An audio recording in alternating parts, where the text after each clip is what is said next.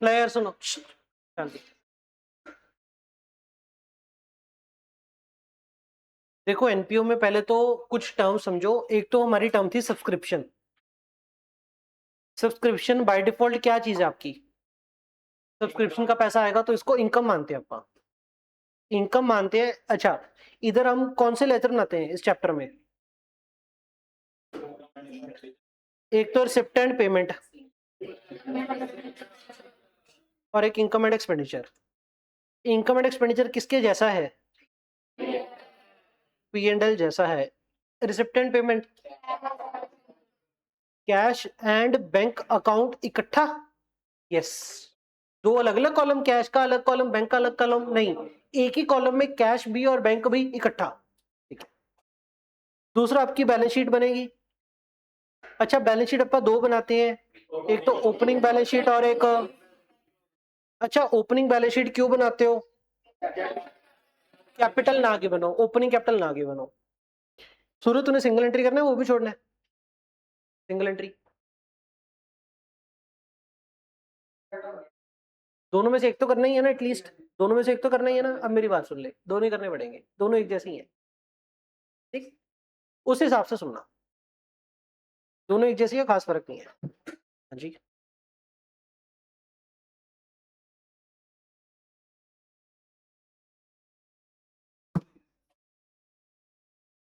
एक तो opening balance sheet बनानी है और एक closing balance sheet. Opening balance sheet कब बनानी होती है मेरी बात सुनना यार। अगर आप क्लोजिंग बैलेंस शीट बनाओगे, क्लोजिंग बैलेंस शीट में जो टोटल कैपिटल दिखाओगे वो टोटल कैपिटल कैसे निकलेगी? Opening capital plus current year का प्रॉफिट माइनस अगर करंट ईयर की ड्राइंग होगी तो उसके लिए आपको ओपनिंग कैपिटल चाहिए, तो ओपनिंग कैपिटल गिवन होनी चाहिए।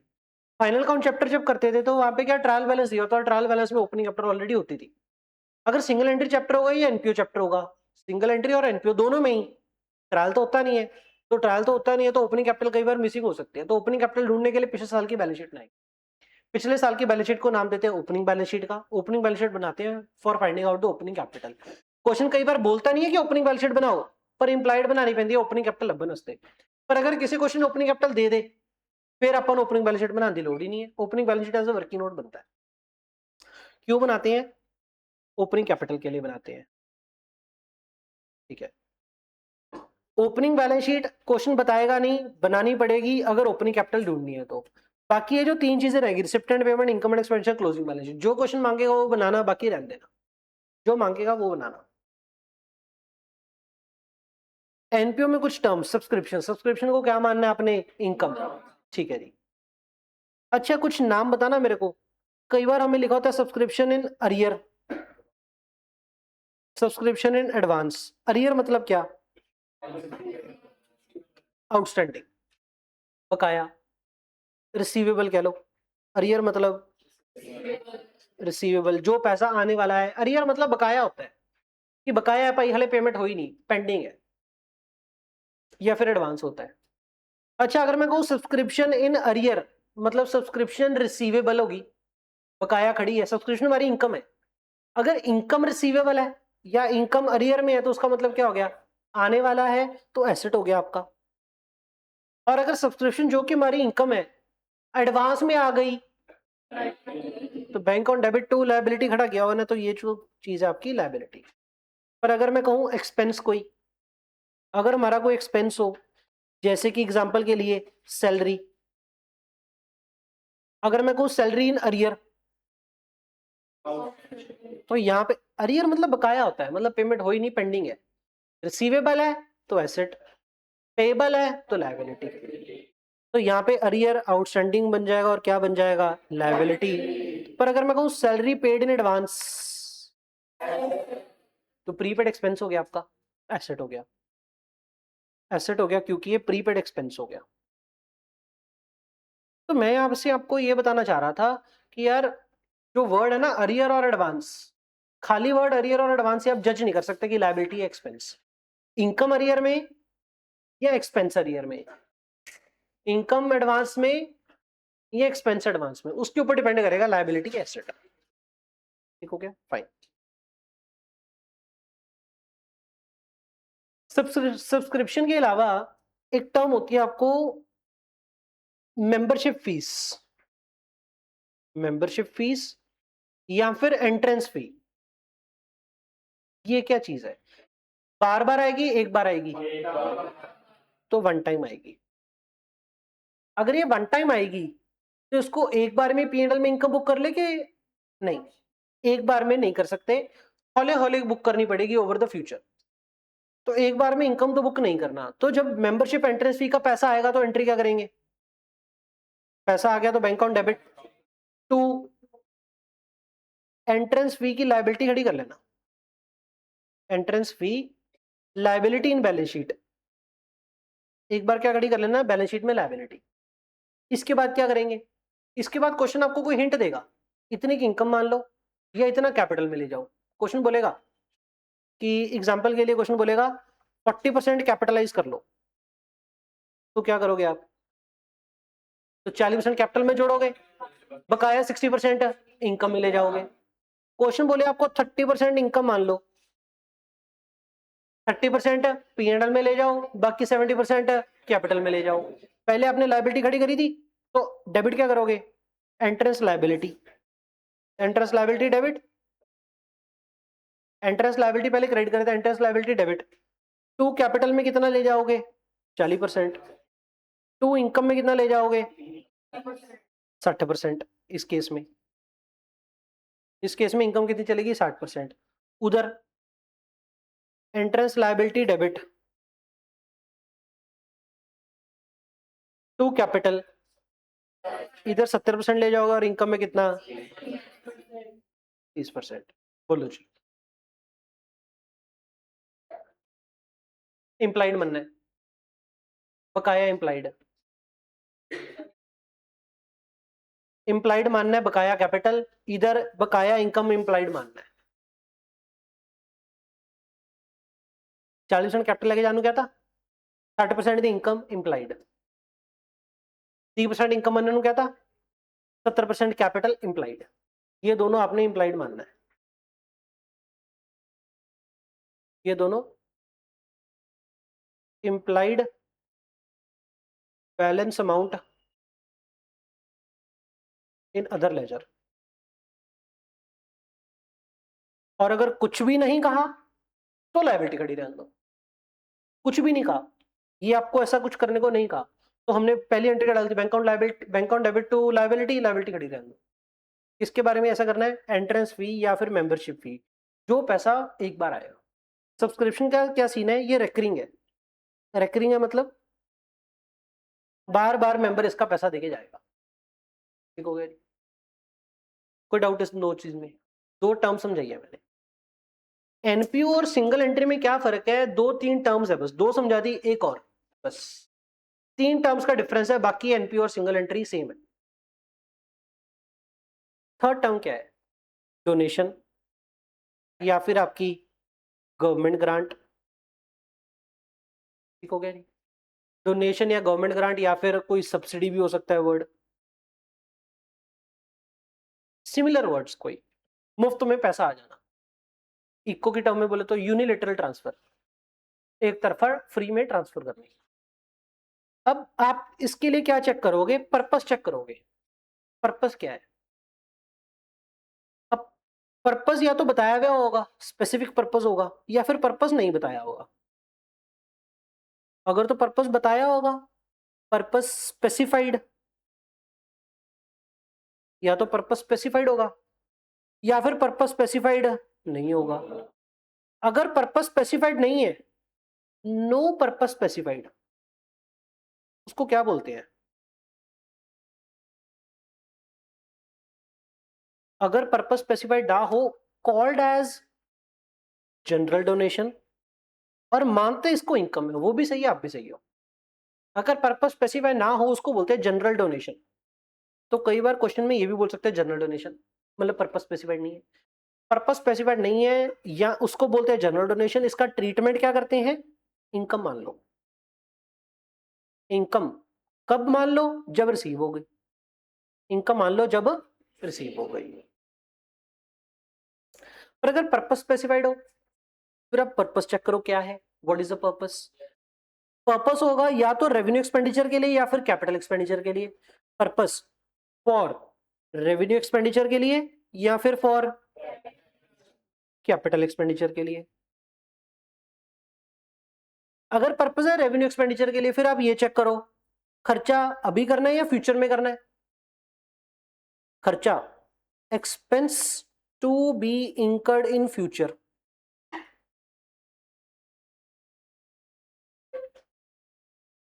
अगर एक्सपेंस हमने फ्यूचर में करना है, एक बात सुन, अपने को किसी ने पैसा देता, हमने उस पैसे का क्या करना है, खर्चा करना है आगे, पर खर्चा आज नहीं कर रहे, फ्यूचर में करेंगे, तो P&L में खर्चा कब जाएगा, फ्यूचर में। P&L में डेबिट होगा फ्यूचर में खर्चा, तो P&L में ये जो सब्सिडी है उसको इनकम भी बुक करेंगे इन फ्यूचर। तो आज इसको आपने इनकम बुक नहीं करना, आज अगर इनकम नहीं मानना तो आज क्या मानोगे, लायबिलिटी मानोगे। बैंक ऑन डेबिट या तो टू इनकम या टू लायबिलिटी, दो ही ऑप्शन है। एक्सपेंस अगर फ्यूचर में इंकर करेंगे तो आज क्या मान लें, आज ट्रीट एज लायबिलिटी। एग्जाम्पल के लिए आपका कोई टूर्नामेंट फंड के लिए पैसा आ गया, अगर टूर्नामेंट खिलवाने के लिए पैसा आ गया तो मतलब फ्यूचर में टूर्नामेंट खिलाएंगे तब खर्चा होएगा। आज जब पैसा आएगा तो आज एंट्री क्या करेंगे, bank on debit to tournament fund liability. ठीक हो गया। एग्जाम्पल के लिए हमें पैसा आ गया 80,000, पैसा कितना आ गया, आज तो हमने लायबिलिटी खड़ी कर ली, फ्यूचर में खर्चा होगा, फ्यूचर में क्या होगा, एक्सपेंस। अब खर्चा या तो घट होगा या बढ़ होगा। एग्जाम्पल के लिए खर्चा हुआ 60,000, एंट्री क्या करोगे, जेडी बैलेंस शीट में लायबिलिटी खड़ी है वो लायबिलिटी घटा दो, tournament fund debit to tournament fund debit to bank. जब मैंने टूर्नामेंट फंड डेबिट किया बेसिकली मेरी लायबिलिटी डेबिट होगी, घट गई, कितने से घट गई, तो जो बैलेंस 60,000 की लायबिलिटी रहेगी उसका क्या करना है, इनकम मान ले, लायबिलिटी खड़ी रहने दे। बैलेंस 20,000 जो फंड में पड़ा है उसको इनकम मान ले, लायबिलिटी खड़ी रहने दे, लायबिलिटी खड़ी रहने दो, balance 20,000 continue as liability. Balance का क्या करो, लायबिलिटी कंटिन्यू करो, डाउट नहीं, लायबिलिटी कंटिन्यू। ये जो मैंने कंसेप्ट लिखा दिए, इसका चाहे तो आप पीडीएफ संभाल के रख लेना, चाहे तो प्रिंट निकाल के रख लेना, सारे क्वेश्चन कर लेना। एक भी क्वेश्चन अगर आपको इस समरी के विपरीत लगा मेरे को निकाल करवाना पक्का, यूजली नहीं होगा। लायबिलिटी है, अगर क्वेश्चन दिखा था, अगर एक्सपेंस हो गया, एग्जांपल के लिए एक्सपेंस हो गया ज्यादा, एक्सपेंस कितना हो गया 90,000, लायबिलिटी कितनी सी 80, खर्चा कितना हो गया 90, तो टू बैंक कितना 90, लायबिलिटी डेबिट कितना, बाकी का डेबिट कितना, P&L में debit income and expenditure.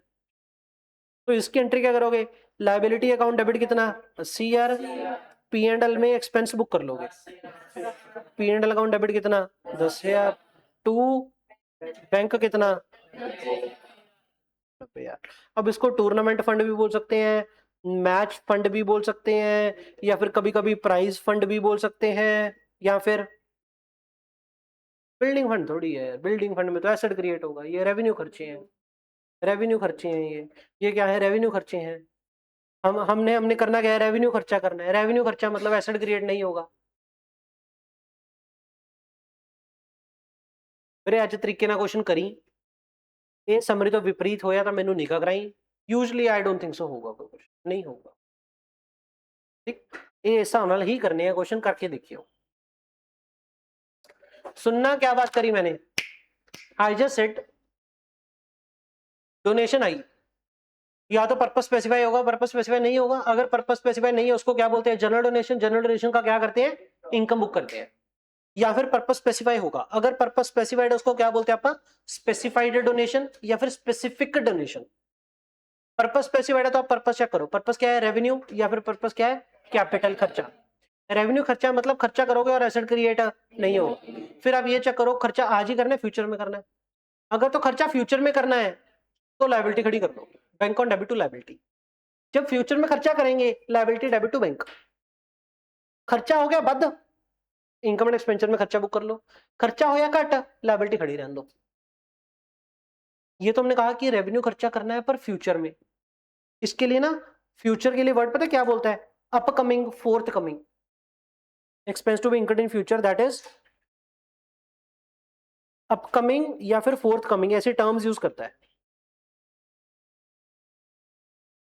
Upcoming tournament के लिए डोनेशन, फोर्थ कमिंग टूर्नामेंट के लिए डोनेशन, ऐसा। पर अगर अपकमिंग फोर्थ कमिंग ना बताए तो क्या मानोगे? Question silent. आप मानोगे रेवेन्यू खर्चा अभी करना है। एग्जांपल के लिए रिपेयर के लिए अगर डोनेशन आएगी, रिपेयर एंड मेंटेनेंस के लिए, पर्पस नहीं बताया, पर्पस तो बताया रेवेन्यू खर्चा, पर ये नहीं बताया कि फ्यूचर में करेंगे। तो रिपेयर मेंटेनेंस के लिए डोनेशन आएगी तो क्या मानो? या फिर बस इनकम मान लो। इनकम कब मान लो? आज ही मान लो। Income when received.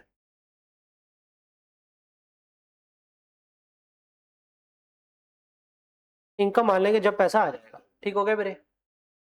और रेवेन्यू खर्चे के लिए अगर होगी तो या तो फ्यूचर में खर्चा करना होगा या आज ही खर्चा करना होगा। आज ही खर्चा करना तो आज ही इनकम बुक कर लो।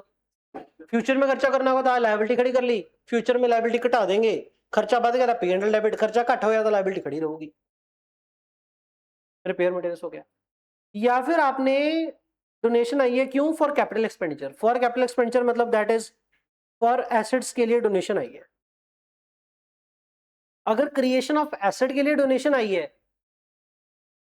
तो इनकम तो बुक करना नहीं है, एसेट में से भी माइनस नहीं करना। जब पैसा आएगा bank on debit to liability. When received entry क्या करोगे? Bank on debit to liability में नाम खोल दोगे, लाइक टू बिल्डिंग फंड। और जब खर्चा करेंगे, व्हेन एक्सपेंस मेड, बिल्डिंग जो कि हमारा क्या होगा? बिल्डिंग एसेट क्या कर देंगे? डेबिट टू क्या कर देंगे? क्या हमने लायबिलिटी को छेड़ा? तो both liability and asset continue separately. तो ये दोनों सेपरेटली अलग अलग खड़े रहेंगे, इसको नेट ऑफ नहीं मारना। Don't net of. एसेट अड खड़ा रहूगा, बिल्डिंग फंड अड खड़ा रहूगा,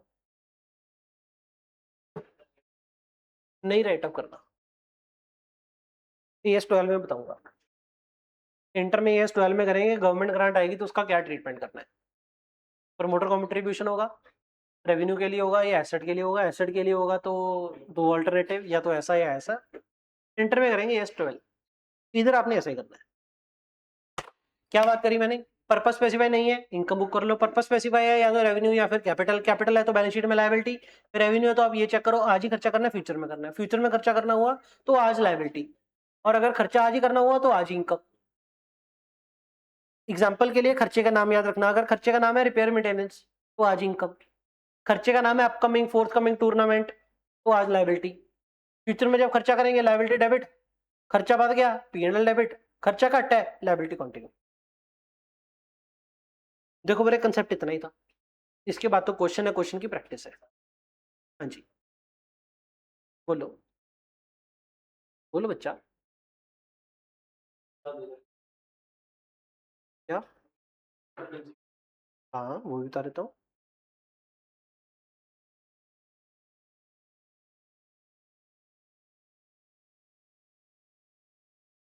ये ना मैं रिवीजन तो सारे सिलेबस की कराऊंगा ही, तो मैं summary notes, revision, concept note सारे एक फाइल बना देता हूँ। जुलाई 26 के कंसेप्ट नोट्स।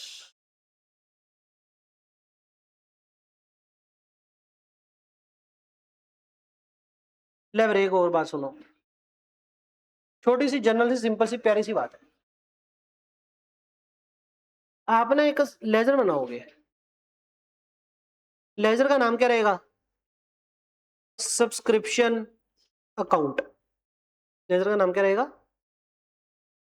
मेरी बात सुनो, वैसे सब्सक्रिप्शन अकाउंट के लेजर पता है, पहले आप ये लेजर सीख लो, इसके बाद 2 लेजर एक्स्ट्रा बनाऊंगा। हजम आ जाए तो रख लेना, नहीं तो जाने देना। ये पर आपको समझना ही पड़ेगा। ध्यान सुनो, करंट ईयर, पहले तो करंट ईयर में स्पेसिफाई कर रहा हूं। आपका जो करंट ईयर है वो है financial year 25-26। This is your current year. पिछले साल की लास्ट बैलेंस शीट कब की हुई फिर? 24-25 मतलब 31 मार्च 25। और करंट ईयर की बैलेंस शीट कब बनेगी फिर? 31 मार्च 26। अगर मैं कहूं सब्सक्रिप्शन इन अरियर खड़ी है 31 मार्च 25 की, 31 मार्च 25 की क्या खड़ी है? Subscription in arrears. मतलब क्या हुआ? रिसीवेबल। रिसीवेबल है तो एसेट, एसेट है तो सिंबल कौन सा होगा? डेबिट। तो इस लेजर की डेबिट साइड पे टू सब्सक्रिप्शन इन अरियर का बीडी, मतलब 31 मार्च 25 वाली फिगर। रिसीवेबल है, एसेट है, ओपनिंग एसेट है। और अगर बीडी इधर तो इसका सीडी उल्टी तरफ, सीडी उल्टी तरफ आएगा ऑब्वियसली। बाय अरियर का सीडी 31 मार्च 26। उधर से अगर मैं कहूं सब्सक्रिप्शन रिसीव्ड इन एडवांस का बीडी, पिछले साल आया था, पिछले साल मैंने लायबिलिटी खड़ी करी थी, तो लायबिलिटी है तो क्रेडिट का सिंबल है, क्रेडिट का सिंबल है तो उसका बीडी किधर खुलेगा? Liability. By subscription received in advance का बीडी मतलब 31 मार्च 25 वाली फिगर। अब अगर बीडी इधर है तो सीडी उसका उल्टी तरफ आएगा। टू सब्सक्रिप्शन एडवांस का सीडी 31 मार्च 26 वाली फिगर। ठीक, अब मेरी बात ध्यान रखना। अगर तो क्वेश्चन आपको दे दे, एग्जांपल सुनना, एग्जांपल के लिए मैं वर्ड्स यूज करूं, सब्सक्रिप्शन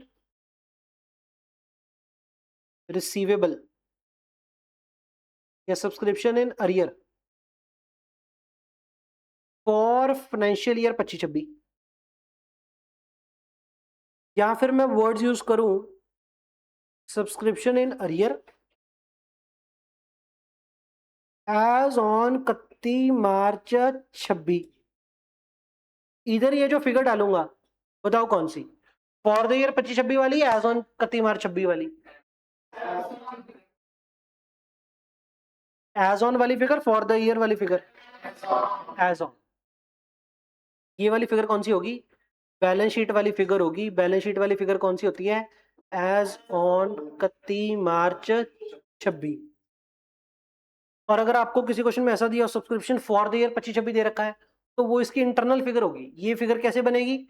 इसमें ऐसा है ना, जेडी 31 मार्च 26 रिसीवेबल होगी वो फॉर द ईयर 25-26 तो हो ही सकती है, 25-26 के अलावा फॉर द ईयर 24-25 भी हो सकता है, फॉर द ईयर 23-24 भी हो सकता है, एक्सेट्रा। इन तीनों को टोटल करके आपकी फिगर बनेगी ये वाली फिगर। सही है?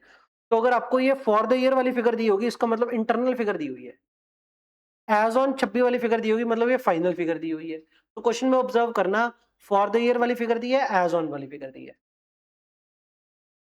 फाइन, एज ऑन था तो फाइनल फिगर थी। ठीक, सॉरी। कभी कभी ऐसा भी हो सकता है आपको ये वाली फिगर हो जीरो, ये वाली फिगर हो जीरो, डाटा ही ना हो।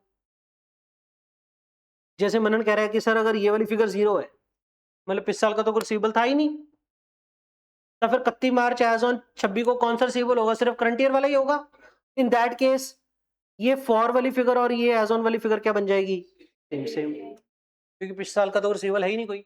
It is possible. Facts of the question देखने पड़ेंगे, मौका देखना पड़ेगा। अगर बाई चांस ये फॉर एज ऑन में उलझाने लगेगा ना तो ऑब्वियसली क्वेश्चन में थोड़ी ट्रिकीनेस बढ़ जाएगी, थोड़ी अवेयर रहना पड़ेगा।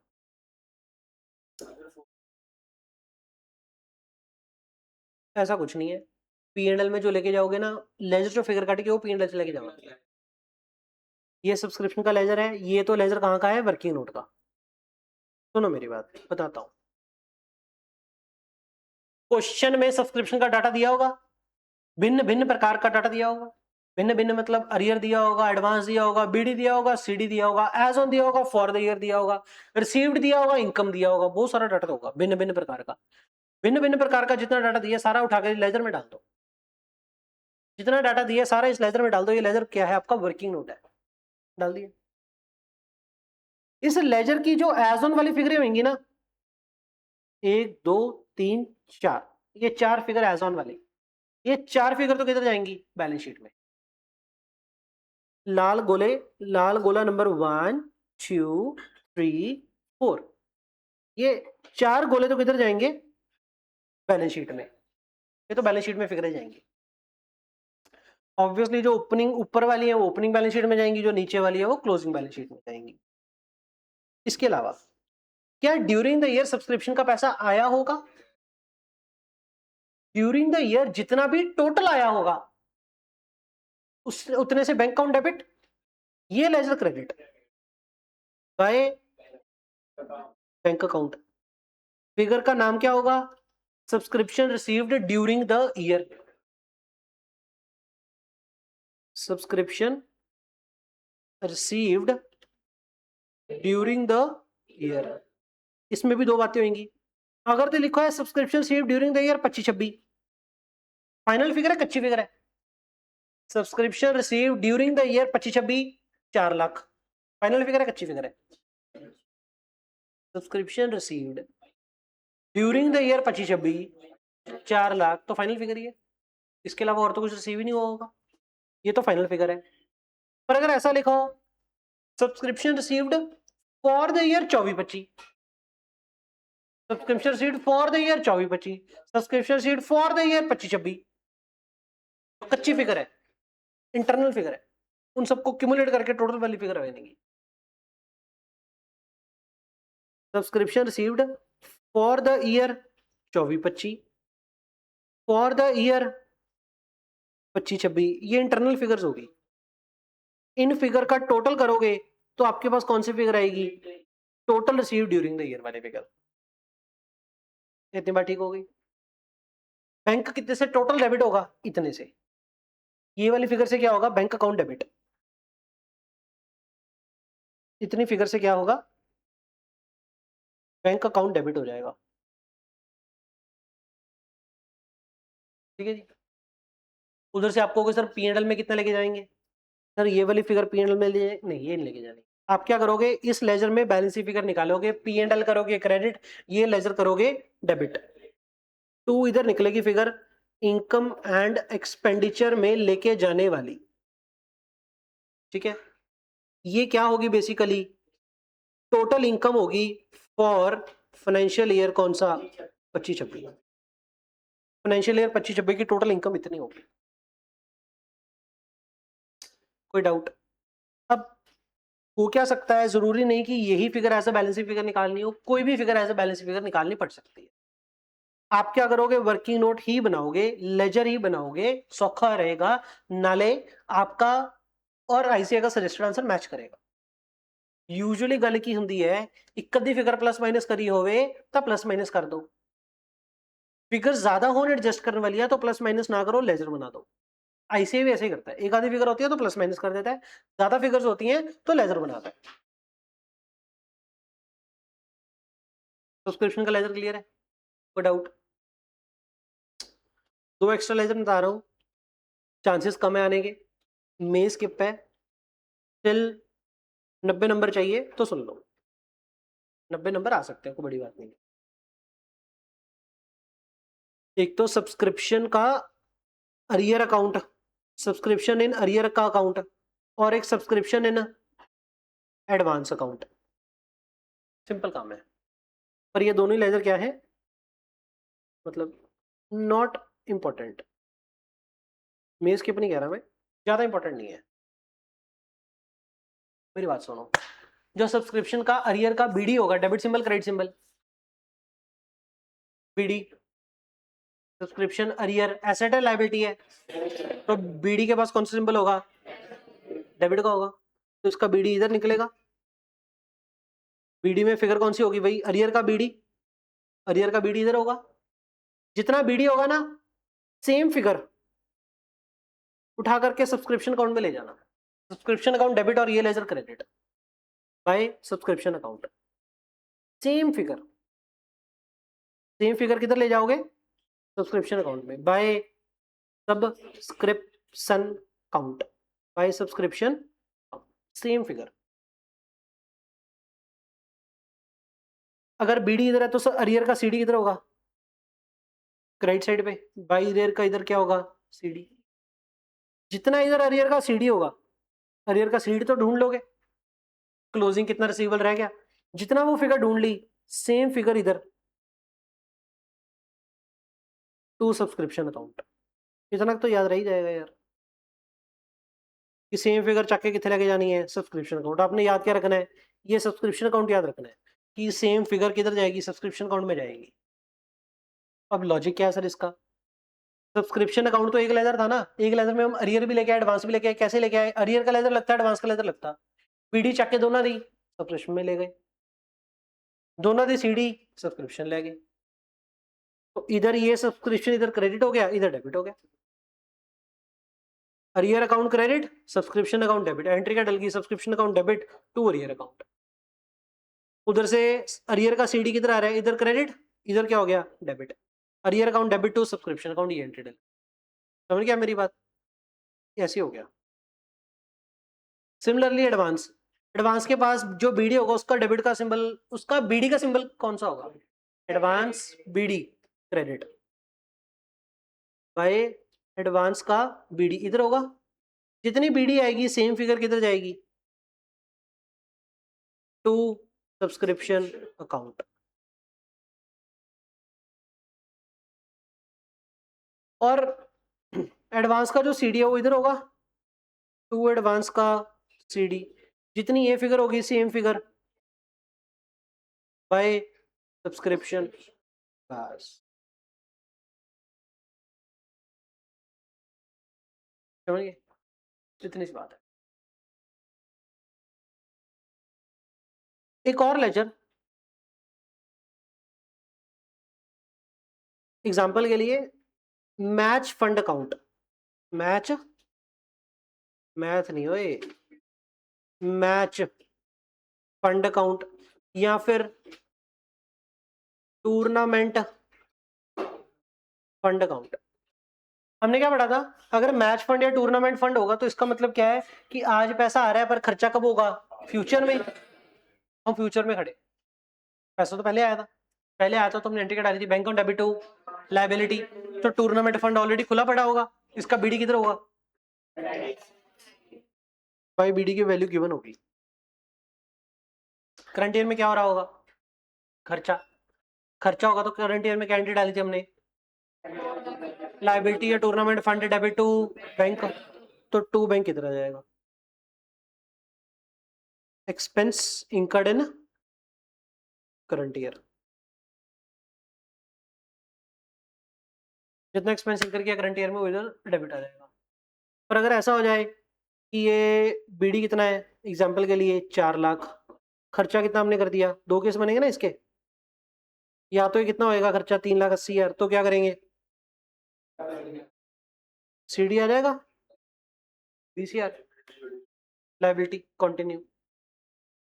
पर अगर ऐसा हो जाए कि ये खर्चा 4,30,000 हो गया, सीडी तो जीरो, और पीएनएल में खर्चा बुक करेंगे, पीएनएल क्या होगा, डेबिट, ये लेजर क्या होगा, credit, by income and expenditure कितना, सिंपल काम, जो एंट्री डाल दी वही लेजर में दिखा दिया, काम खत्म हो गया, फर्क थोड़ी है, जो एंट्री डालोगे वही लेजर में देखेगा। हाँ जी,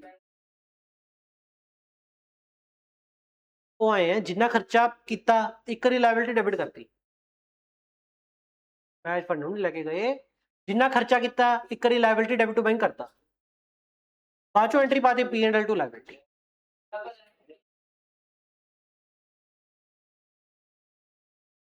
अगर आप एंट्री होवे पानी है liability debit PNL debit to bank, फिर ते कला 4 लाख ही आ जाऊगा, आ नहीं आऊगा, आई ठीक है, आई बना दियो। पर ऐसे अगर आपको ऐसा क्वेश्चन मिले तो हजम आ जाएगा, बात तो सेम ही होगी, जेड़ा खर्चा हो गया एक करी सारा डेबिट करता, बाद चो फालतू का खर्चा जाके पीएनएल ले गए, आई भी ठीक है। वंश एक बात ध्यान रखना, मैंने पीएनएल डेबिट ही किया, पीएनएल क्रेडिट नहीं किया, अगर पीएनएल क्रेडिट हो रहा था ना तो तेरे को दिक्कत होती कि मैच फंड जाके पीएनएल क्यों लेगी, जब मैं पीएनएल क्रेडिट कर रहा था मैं एंट्री डाल रहा था लायबिलिटी टू पीएनएल, फिर तेरे को दिक्कत होनी चाहिए थी, हम तो यहाँ पे पीएनएल में खर्चा बुक कर रहे हैं, ऐसे का आंसर आपको दिख सकता है सर, बुक का शायद तो चौथा स्टार्टिंग में क्वेश्चन है मैच फंड अकाउंट वाला।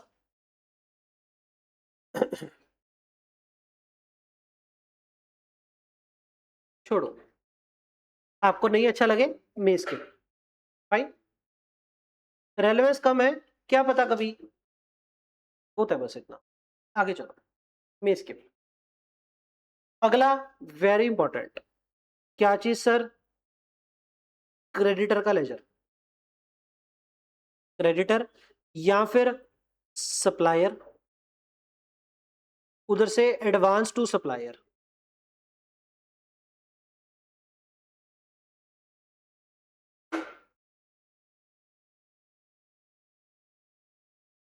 देखो आप क्या करोगे, एक लेजर बनाओगे, क्रेडिटर का जो बीडी होगा, कौन सा सिंबल, डेबिट या क्रेडिट? क्रेडिटर का बीडी, क्रेडिट, क्रेडिट तो इधर आएगा भाई, क्रेडिटर का बीडी। एक बार बताना, अगर लिखा हो amount payable for the raw material purchased, मतलब क्या है उसका? Amount payable for material purchase मतलब क्रेडिटर ही हुआ, तो मतलब क्या हो गया आपका? Creditor. Amount payable for material purchase, similarly बोल सकता है एडवांस को, कैसे बोल सकता है? Amount paid in advance for the material purchase. तो क्रेडिटर का बीडी अगर क्रेडिट साइड पे, तो क्रेडिटर का सीडी डेबिट साइड पे, टू क्रेडिटर का क्या? सीडी। और अगर क्रेडिटर को हमने एडवांस पे कर रखा होगा तो एंट्री क्या डाली होगी? एडवांस अगर उसको पे किया होगा तो एंट्री क्या डाली होगी? Advance to the creditor account debit to bank, तो एडवांस डेबिट साइड पे खड़ा होगा। एडवांस टू सप्लायर का बीडी, एडवांस टू सप्लायर का बीडी अगर इधर खड़ा है तो सीडी किधर खड़ा होगा? उल्टी साइड पे। 4 फिगर आप आ लिए, 5वीं फिगर, करंट ईयर में इसको पे किया होगा बंदे को, क्रेडिटर है तो करंट ईयर में पे किया होगा, करंट ईयर में पे किया होगा तो एंट्री क्या डाली होगी? Creditor account debit to bank, bank credit तो ये लेजर टू बैंक। इसके अलावा इस बंदे से क्या करी होगी? परचेज, परचेज करी होगी तो entry purchase account debit to creditor, तो बाय परचेज की फिगर इधर आएगी। समझिए सर, क्या परचेज और कंज्यूम एक ही बात है? नो, नो, ये परचेज की फिगर आएगी, कंज्यूम की फिगर ये नहीं है, ये कंज्यूम की फिगर नहीं है, ये कौन सी फिगर है? परचेज की। अब क्वेश्चन में कोई भी फिगर बैलेंसिंग निकालने को आ सकती है, हो सकता है परचेज आए बैलेंस को, हो सकता है बैंक आए बैलेंस को, कोई भी फिगर बैलेंस फिगर निकाल दो। स्टेप नंबर 1 आपका ये रहेगा। स्टेप नंबर 2 क्या रहेगा? आपको ओपनिंग स्टॉक दिया रहेगा, opening stock of raw material plus raw material purchase minus closing stock of raw material is equal to raw material consumed. अब इनकम एंड एक्सपेंडिचर में कितनी फिगर जाएगी? जितना ये रॉ मटेरियल कंज्यूम रहेगा, जितना ये रॉ मटेरियल कंज्यूम होगा, इनकम एंड एक्सपेंडिचर में क्या होएगा जाके, डेबिट या क्रेडिट? मटेरियल कंज्यूम हो गया तो इनकम एंड एक्सपेंडिचर में खर्चा या इनकम? खर्चा, तो इनकम एंड एक्सपेंडिचर डेबिट।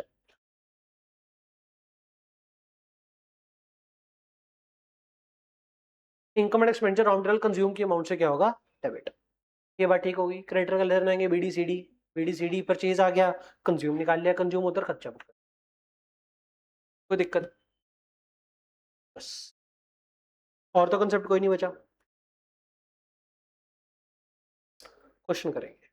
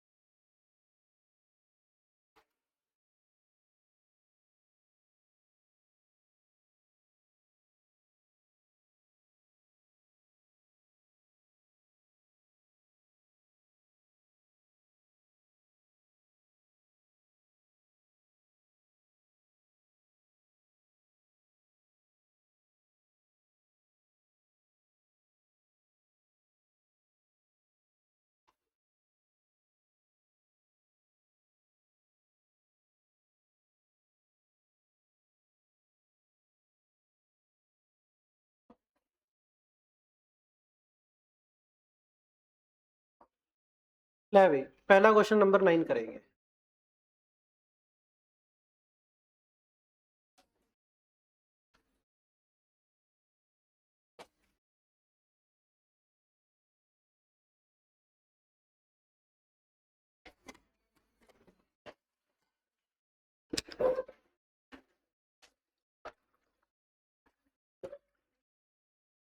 जितने जने अपा बैठे हैं स्तंभर वाले मांगे अच्छे से करके दिखाना, फिर तो देखो मेरे को भी हौसला होगा।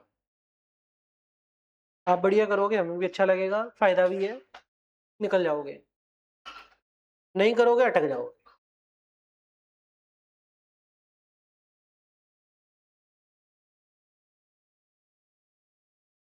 क्वेश्चन की रिक्वायरमेंट पढ़ो। इस क्वेश्चन में शायद आपसे सिर्फ और सिर्फ क्या मांग रहा है, receipt and payment and income and expenditure. क्या बैलेंस शीट मांग रहा है? अगर बैलेंस शीट नहीं मांग रहा तो पेपर में आप बैलेंस शीट नहीं बनाओगे। पॉइंट नंबर 2, इधर मैं सॉल्व करने के लिए मैं पैरेलल बना देता हूं, इनकम एंड एक्सपेंडिचर पैरेलल और receipt and payment parallel. Paper में आप पैरेलल नहीं बनाओगे, पेपर में आप डबल कॉलम पक्का बनाओगे। आप कहते हो कि सर मैं तो बिना लाइन मारी कर देता हूं, मेरे को कोई दिक्कत नहीं है, कर सकते हो, आईसीए को भी कोई दिक्कत नहीं है, अनलेस एंड अनटिल साफ सुथरा हो, नीट एंड टाइडी हो, समझ में आए। अगर एक फिगर इधर को, दूसरी फिगर उधर को, तीसरी फिगर उधर को, कभी किधर चला कभी किधर चला, फिर काम गलत हो जाएगा। ऑब्वियसली नहीं नंबर कटते इन चीजों के। फॉर्मेटिंग फॉर्मेटिंग है, नंबर नहीं कटते, सीए का पेपर है, फॉर्मेटिंग का कोई नंबर नहीं कटते खास। पर अगर बना लोगे फॉर्मेटिंग, फॉर्मेटिंग के साथ साथ बढ़िया बढ़िया कर लोगे तो बढ़िया ही है। पर अगर आपका ऐसा सिस्टम है कि फॉर्मेटिंग के चक्कर में पेपर रह जाता है, फिर ऑब्वियसली आप भी नहीं फॉर्मेटिंग करना चाहोगे, ना करो। मतलब द थिंग इज की चीजा मैनेज करो, जिन्ना वधोवध कर सको तो बहुत बढ़िया ही है, हर्ज थोड़ी है कोई। पर साफ सुथरा और आंसर सही आना मोस्ट इंपॉर्टेंट वही है, बाकी सब सेकेंडरी। अच्छा सुनो मेरी बात, एक तो हमारा लेजर कौन सा, रिसिप्ट एंड पेमेंट अकाउंट, और एक अपना कौन सा, इनकम एंड। अच्छा एक प्रेजेंटेशन की एक छोटी सी बात बताता हूँ, रिसिप्ट एंड पेमेंट या इनकम एंड एक्सपेंडिचर बनाओ तो आगे लिख दो receipt and payment for the year आहा, income and expenditure for the year आहा। दूसरा, बैलेंस शीट के ऊपर आप लिख दो balance sheet for as on आहा date for MBS club. Basic सी बात लिख दोगे, थोड़ा सुंदर लगता है। मनवीर भी क्या करता है, कई बार स्टेटमेंट के ऊपर लिखता नहीं है कौन सी स्टेटमेंट है, लिखो, लिखोगे थोड़ा सा मिनिमम चाहिए। आउटस्टैंडिंग सब्सक्रिप्शन, जब भी वर्ड आपको सब्सक्रिप्शन देखे, सब्सक्रिप्शन का लेजर पक्का बनाना है, क्रेडिटर का लेजर पक्का बनाना है, सब्सक्रिप्शन और क्रेडिटर का लेजर बनाना ही बनाना है। अच्छा एक काम और करो, अगर अपना ये बैलेंस शीट वाले क्वेश्चन हो, बैलेंस शीट वाले क्वेश्चन हो, 2 पेज ऐसे पैरेलल वाले यूज करो।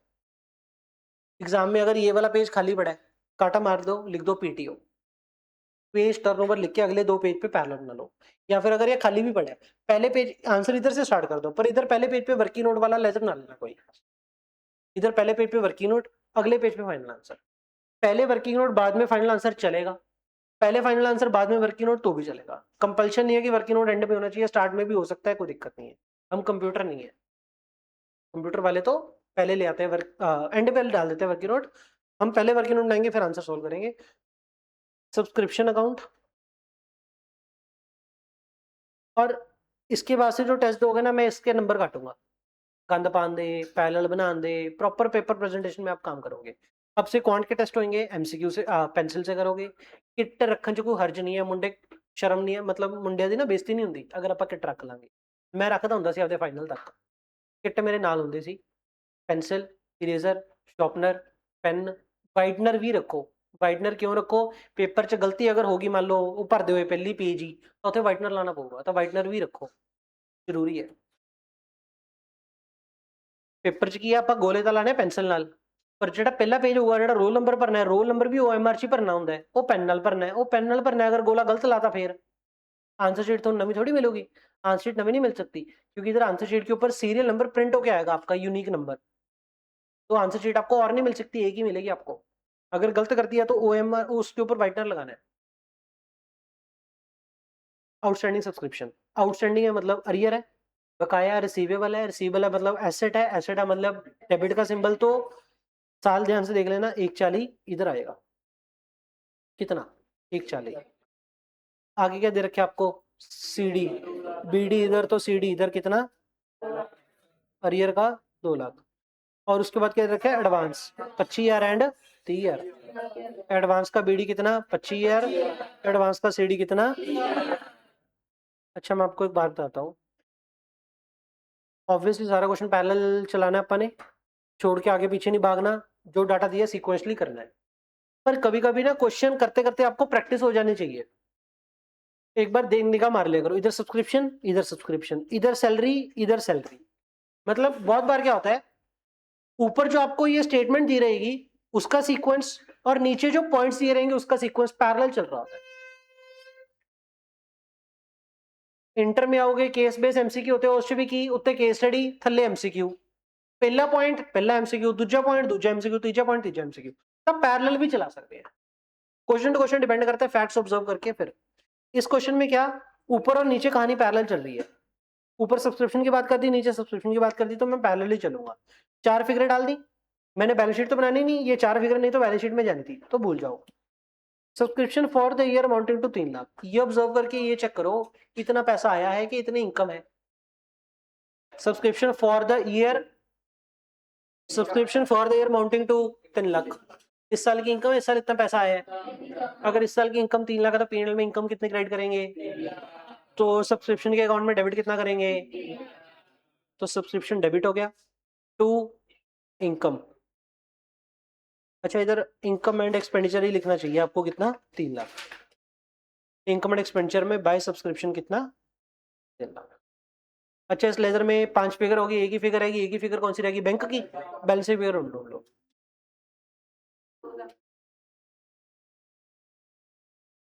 245 जो बैलेंस शीट फिगर आ गई, बैंक डेबिट और सब्सक्रिप्शन क्रेडिट, क्योंकि पैसा आया होगा बैंक डेबिट हुआ होगा, तो बैंक के लेजर में, एक मिनट, ये जो रिसिप्टेंट पेमेंट है क्या ये bank cash and bank account है, तो इसका तो बीडी और सीडी भी होगा, तो बीडी और सीडी के लिए खाली लाइन छोड़ो। सुनो, बीडी है तो ऑब्वियसली डेबिट साइड पे होना चाहिए, पर कभी कभी हो सकता है क्रेडिट साइड पे हो, in case of bank overdraft. तो पहली लाइन दोनों तरफा डेबिट साइड भी और क्रेडिट साइड भी खाली छोड़ो, किसके लिए, बीडी के लिए। सीडी के लिए लास्ट लाइन दोनों तरफा खाली छोड़ो, पहली पहली लाइन दोनों साइड खाली छोड़ो। पैसा आया bank on debit to subscription, तो सब्सक्रिप्शन इधर आएगा, कितना आया था 2,45,000। आगे चलो, सैलरी पेड। अब वैसे तो सैलरी का एक ही है ना आउटस्टैंडिंग सैलरी, बनाने को लेजर कर सकते हो, बनाने को प्लस माइनस कर सकते हो। सैलरी पेड कितना 60,000, सैलरी अगर पे 60,000 करी, बैंक की तो फाइनल फिगर है, पे तो 60,000 कितना कटवाता नहीं है, बैंक में तो डाल दो 60,000। सैलरी पे करिए तो एंट्री क्या करी होगी, salary debit to bank, bank क्या हुआ क्रेडिट, ये बैंक का ledger by salary, by salary कितनी 60,000। अब इनकम एंड एक्सपेंडिचर में सैलरी डेबिट साइड पे आना चाहिए, तो इधर आप लिखना टू सैलरी एक्सपेंस। कैसे निकालोगे, पहले आपको पेड की फिगर गिवन है, पेड की फिगर लिखो इधर 60,000, फिर आपको इधर आपको आउटस्टैंडिंग सैलरी का बीडी सीडी गिवन है, बीडी कितना है 15, सीडी कितना है, आउटस्टैंडिंग का बीडी कितना 15, आउटस्टैंडिंग का सीडी कितना 18। अब दिमाग लगाता है क्या प्लस करना है क्या माइनस करना है, एक्सपेंस निकालना है। एक्सपेंस निकालने के लिए आप ये सोचो, ऊपर फिगर की पई है कितना पे किया, नीचे की चाहिए करंट ईयर का खर्चा। आउटस्टैंडिंग बीडी मतलब पिछले साल का पे करने वाला था, क्या करंट ईयर में पे किया होगा, यस करंट ईयर में अगर पे किया होगा तो ऊपर वाली फिगर में ऐड है, पर हमारा खर्चा तो है नहीं, हटा दो, हटाने के लिए माइनस। और आउटस्टैंडिंग सीडी मतलब करंट ईयर का खर्चा, पे नहीं किया, क्योंकि पे नहीं किया तो ऊपर वाली फिगर में नहीं है, नीचे वाली फिगर में चाहिए, तो क्या कर दो प्लस, तो कितना हो गया 63। प्लीज इसको कोई बच्चा ऐसा ना समझ लेना कि आउटस्टैंडिंग बीडी हमेशा माइनस, आउटस्टैंडिंग सीडी हमेशा प्लस, नहीं ऐसा नहीं है, ये तो खर्चा था ऐसा था, इनकम होती तो उल्टा हो जाता। चलो, और अगर ये उल्टा हो जाता ऊपर नीचे तो भी उल्टा हो जाता, ये सिंबल्स रट्टा नहीं मार सकते, लॉजिक दिमाग लगाना पड़ेगा। किसी को अगर लगे औखा तो क्या करो, किसी को अगर ये औखा लगे लेजर बना लो। लेजर कैसे बनाओगे, सैलरी आउटस्टैंडिंग है ना, सैलरी आउटस्टैंडिंग के पास बीडी किधर होगा, इधर, सीडी किधर होगा इधर, बीडी कितना था आउटस्टैंडिंग का 15, ये तो पता ही है सबको। फिर अगर सैलरी हमने पे करी है तो बैंक क्रेडिट और ये लेजर डेबिट टू बैंक कितना 60,000। फिर पीएनएल में जाएगा पीएनएल डेबिट और ये लेजर क्रेडिट, तो एक्सपेंस की फिगर इधर आएगी इनकम एंड एक्सपेंडिचर वाली 63। लेजर बना के भी एज अ बैलेंसिंग फिगर निकाल सकते हो। चलो आगे। कहता face value of the investment was 1,75,000। हमने क्या कर दिया 50% of the investment were sold. एक मिनट, जेडी 75 दी इन्वेस्टमेंट है सारी इन्वेस्टमेंट की गल कर रहे हैं कि जेडी बेचती उन्ना दी उधर आपको। एक मिनट, हमने आउटस्टैंडिंग सैलरी वाला पॉइंट कर दिया, नीचे पैरा में तो इन्वेस्टमेंट की बात कर रहा है, ऊपर तो बीच में कैश एंड बैंक आ गया, तो पहले आप कैश एंड बैंक लिख लो नहीं तो मिस हो जाएगा डाटा। सिक्वेंसली चलो, कैश एंड बैंक का बीडी दे दिया, सीडी नहीं दिया, सीडी क्या डाला क्वेश्चन मार्क, सीडी बाद में ढूंढेंगे। 1,10 तो इधर बीडी आ गया, तो रिसिप्टेंट पेमेंट लेजर में जो बैलेंसिंग फिगर होगा वो क्या होगा सीडी बैलेंसिंग फिगर। आगे चलो, इन्वेस्टमेंट आपको 1,40 दिया, what is 1,40 book value, BD की फिगर है, मतलब सारी इन्वेस्टमेंट टोटल साढ़े को कितनी है 1,40, क्लोजिंग से कितने रह गए 70, मतलब कुछ बेच दिया, बेचे तो बाहर 70 रह गई, इसका हाफ रह गई मतलब हाफ बेची होंगी। What is 1,40 book value, book value का एक और नाम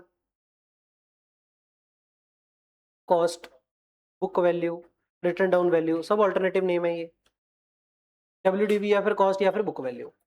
100% इन्वेस्टमेंट की कॉस्ट कितनी थी हमारी 1,40, हमने बेच कितनी दी, जेडी हमने बेच दी उसकी भी कॉस्ट कितनी हुई 70,000, तो जो रिमेनिंग रहेगी उसकी भी कॉस्ट कितनी रहेगी 70, तो ये 70 यहाँ पे पड़ा है। और क्वेश्चन ने कह रखा है कि आपकी फेस वैल्यू कितनी है 1,75,000। अब फेस वैल्यू 1,75 तो 100% की होगी, जेडी बेची होती फेस वैल्यू कितनी 87,500, बेसिकली 50%, 1,75 का 50% 87,500, फेस वैल्यू कितनी थी 87,500, जेडी इन्वेस्टमेंट बेची उसकी फेस वैल्यू कितनी थी 87,500। सेल वैल्यू कितनी, सेल वैल्यू कितनी कहता 80% ऑफ द फेस वैल्यू, जेड़ा बेचे ਉਹਦੀ फेस वैल्यू कितनी 87,500, ਉਹਦਾ 80% कितना हो गया 70,000, 70,000 क्या हो गया सेल वैल्यू। अभी अगर कॉस्ट 70 सेल वैल्यू 70 तो गेन लॉस कितना हो गया 100% इन्वेस्टमेंट 75 ਦੀਆਂ ਤਾਂ ਅੱਧੀਆਂ 87,500 फेस वैल्यू, ਉਹਦੀ ਜਿਹੜੀ सेल वैल्यू होगी ना फेस वैल्यू 80%, 87,500 का 80% कितना हो गया 70,000, 70,000 क्या होगी सेल वैल्यू, कॉस्ट भी कितनी 70, तो गेन लॉस कितना हो गया 0। ये तो हमने कर ली रफ कैलकुलेशन।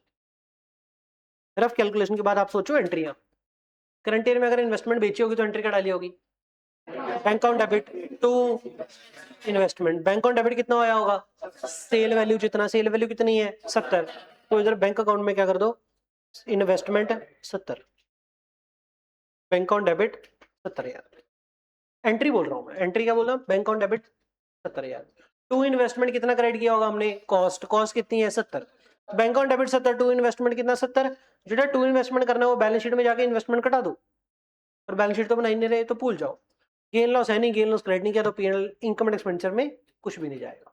चलो आगे, वो करिए ना कि वही उंगला मारिए ना,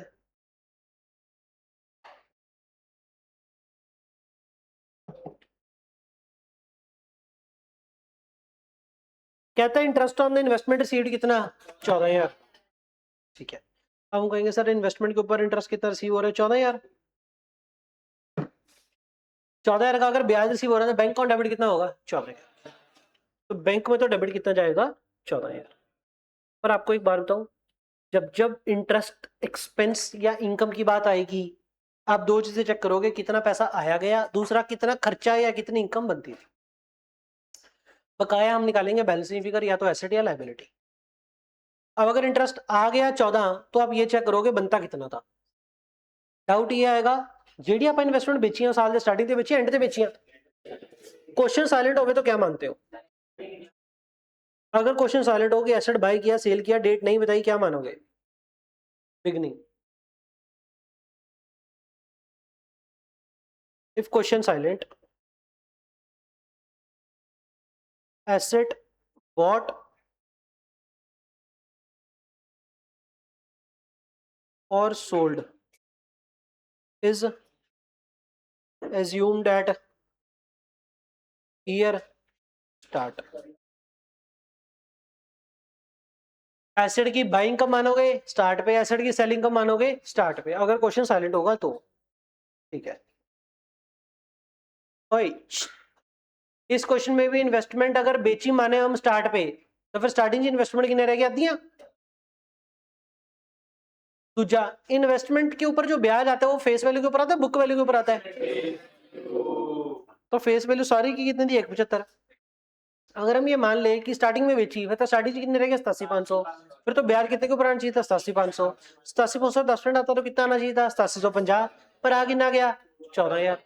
ज्यादा थोड़ी आ गया, ज्यादा थोड़ी आना चाहिए था, ये थोड़ी एडवांस आ गया होगा। तो इसका मतलब ये हुआ कि हमने इस क्वेश्चन में इन्वेस्टमेंट एंड पे बेची होगी। अगर इन्वेस्टमेंट एंड पे बेची होगी तो ब्याज कितने के ऊपर आना चाहिए था? सारे 175। 10 कितना बने? 17,500।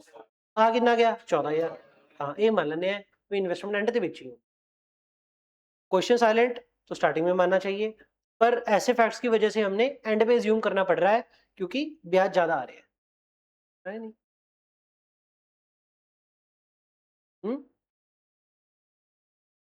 कैसे आया? अद्धी बेची थी, कैसे ऐसे आया? अद्धी बेची थी, अद्धी रहेगी। देखो, आपदे आप नाल ऑनेस्टी वरती हो, ज्यादा तुम चीजें समझ आई जंदियां बहुत बढ़िया, नहीं समझ आई जंदियां slow and steady wins the race. कोई फर्क नहीं पड़ रहा, सितंबर का जनवरी हो जाएगा, कोई चक्कर नहीं होता उसमें। +2 वाले भी तो एक साल लेते हैं ना। इतना सिलेबस कितना? सारी +1 सारी +2। इको का कितना सिलेबस था? देख ही लिया आपने। क्वांट का कितना सिलेबस है, लॉ का कितना सिलेबस है, अकाउंट कितना सिलेबस है। एक साल लगा दोगे तो उसमें कोई जान नहीं निकलने वाली, कोई आपको जज नहीं करेगा। जज क्या, इधर जितने पेपर देंगे इन सबको कौन सा पता है कि हम पक्का पास होंगे होंगे? ये निखिल मनवीर और कल ही बाहर खड़े होकर पूछ रहे थे, क्या सर पास तो हो जाएंगे जी? पूछ रहे थे कि नहीं? ये भी पूछे नहीं, पास तो हो जाएंगे जी? किसी को अपना नहीं पता होता पास होना नहीं होना।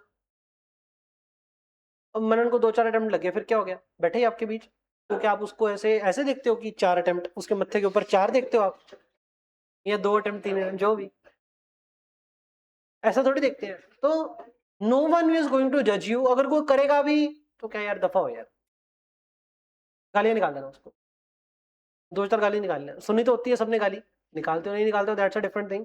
सुनी तो होती है, निकाल देना, कोई फर्क नहीं पड़ रहा।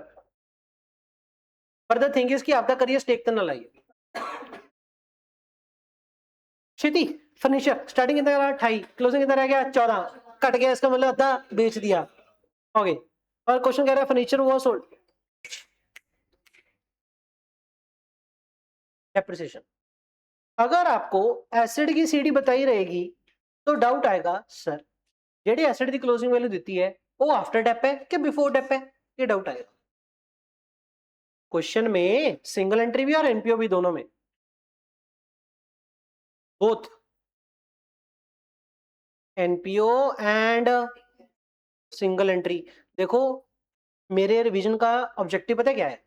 आपको सारा कुछ समझाना नहीं है, सारा कुछ बताना है। फर्क है दोनों बातों में।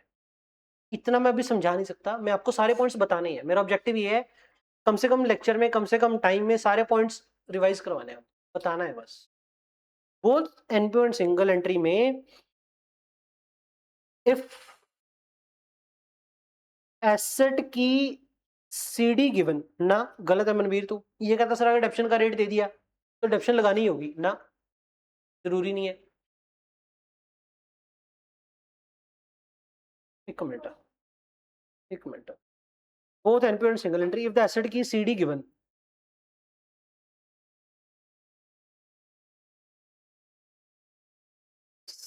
such CD may be before dep और आफ्टर डेप। सही है तेरी बात, गलत नहीं है, ठीक है। पर मैं तेरे को एक क्वेश्चन दिखा रहा हूँ जनवरी 2025 वाला, डेप्शन द रेट देता है चल, पर वो डेप्शन द रेट का पर्पस कोई और है। वैसे था डेप्शन का रेट दिया तो आपको ये लगेगा डेप्शन लगाने के लिए दिया होगा, पर कभी कभी आपको डेप्रिसिएशन का रेट का ऑब्जेक्टिव ये दे देता है, सीडी एन है, आफ्टर डेप है, तब बिफोर डेप वाली फिगर कितनी होगी, कितने तक खरीदा होगा, वो भी तो कट ही सकते। जनवरी 25 का क्वेश्चन है, 23वां क्वेश्चन है शायद, तो क्वेश्चन नंबर उधर उधर हो सकता है। जनवरी 25 क्वेश्चन है, सर सीडी में भी बिफोर डेप और आफ्टर डेप, आपको कैसे पता लगेगा? If question uses words, question ऐसे वर्ड यूज करे, चार्ज डेप, अगर क्वेश्चन कहे चार्ज डेप एट 5%, 10%, इसका मतलब डेप्शन अभी चार्ज करनी पेंडिंग है, तो जो एसेट की सीडी दी है वो बिफोर डेप है, means depreciation yet to be charged.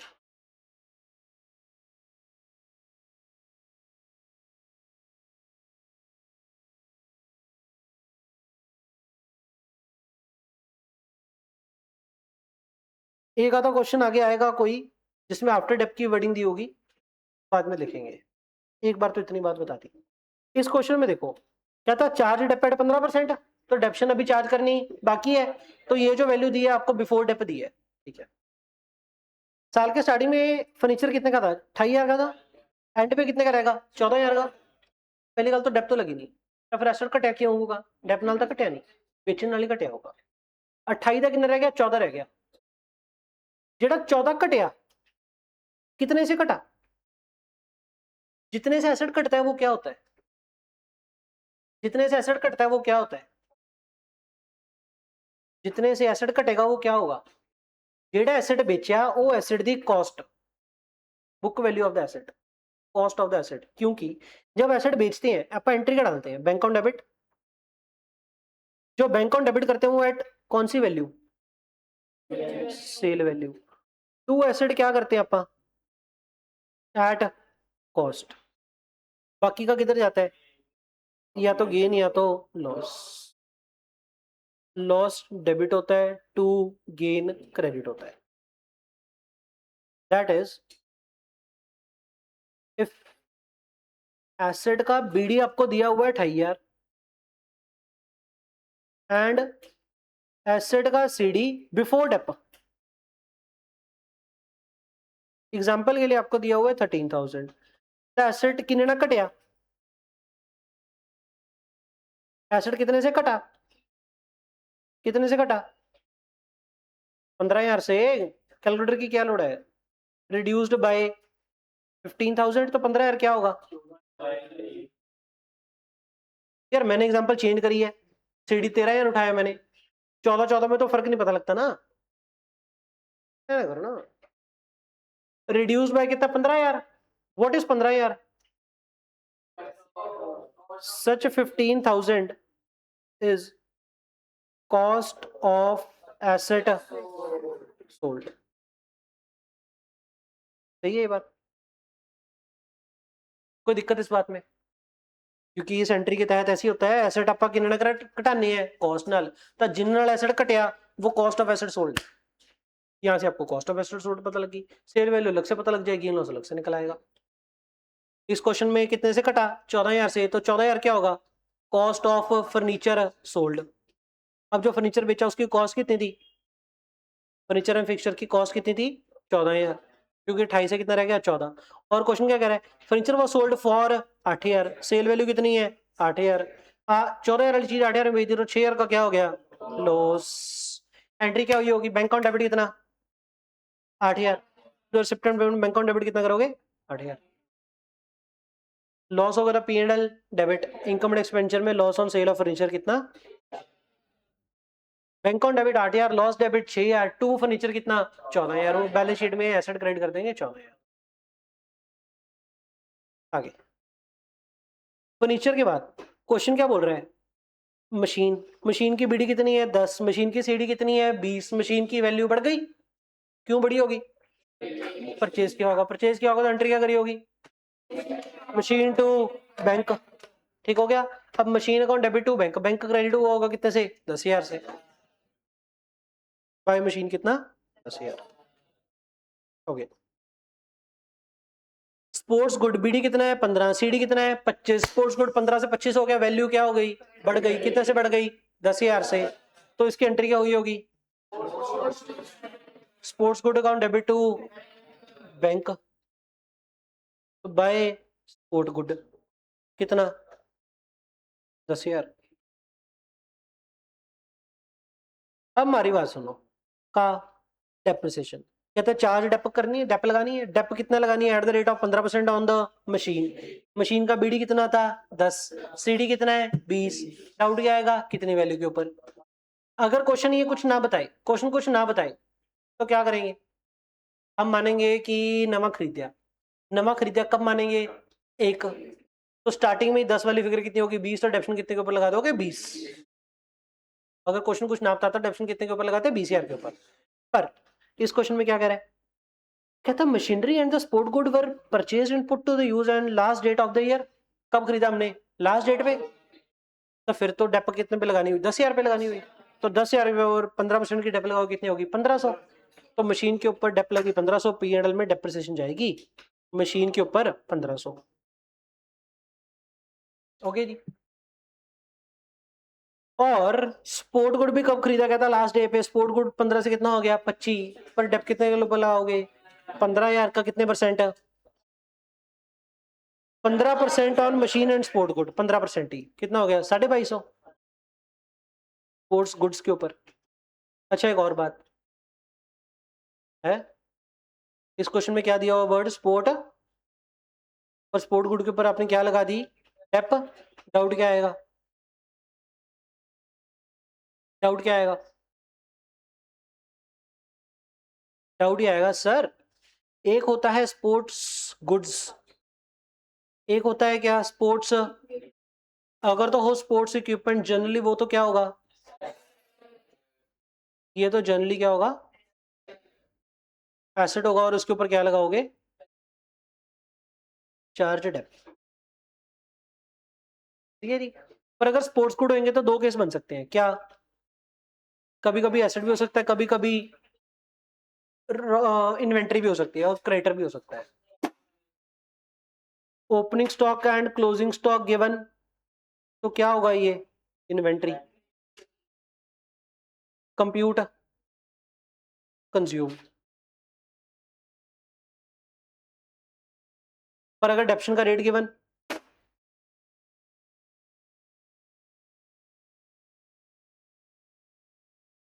तो एसेट है, चार्ज डेप। दोनों ही हो सकता है। बोलो, को डाउट किसी को?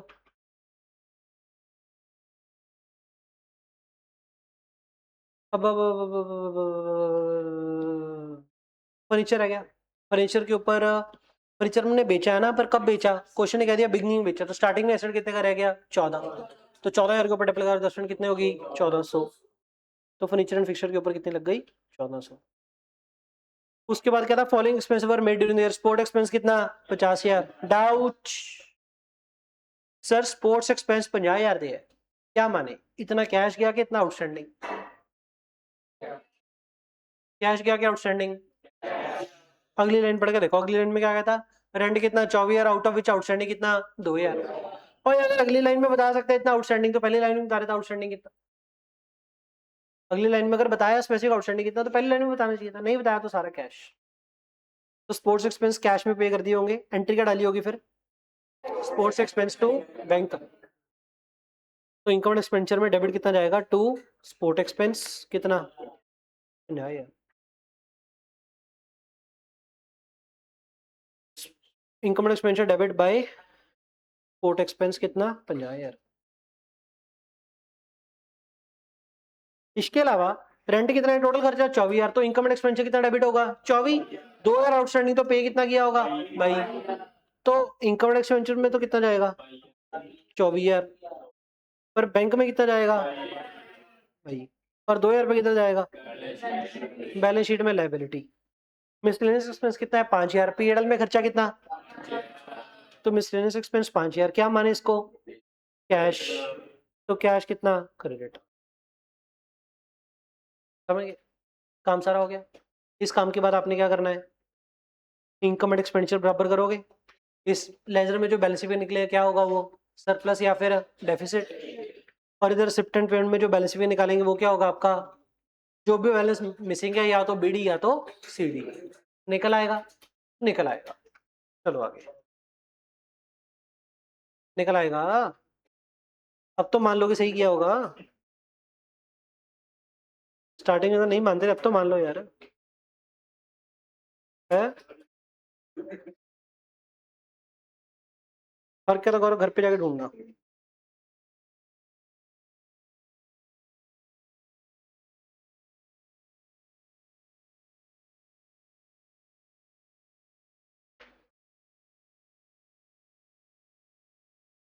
आरटीपी मई 26 का क्वेश्चन ये भी करने वाला है।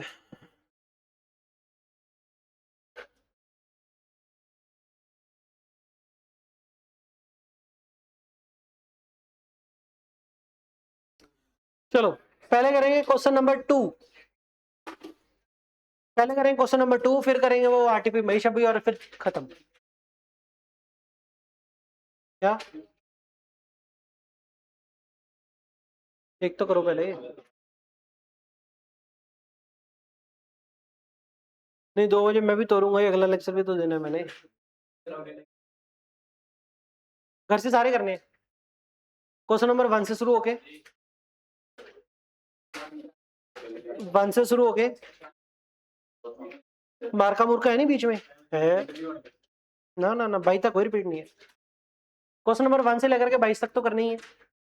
22 क्वेश्चन तो करोगी ऑब्वियसली, 22 तो करोगी ना यार, फिर ही प्रैक्टिस हाथ खुलेगा। जिसका 22 क्वेश्चन में हाथ ना खुले, 22 क्वेश्चन में से कम से कम 15 क्वेश्चन आपके एग्जैक्ट सही जाने चाहिए। स्टार्टिंग के पहले 2-4 ना जाएंगे। अगर 22 में से 15 क्वेश्चन एग्जैक्ट सही गए तो इधर रुक जाना भाई, बहुत है। अगर 22 में से 10 भी क्वेश्चन अगर सही नहीं गए, 10 से कम सही गए, 43 तो सारे करने ही है। साथ में इवेल्युएट करना सितंबर के जनवरी, साथ में इवेल्युएट करना सितंबर के जनवरी, समझ?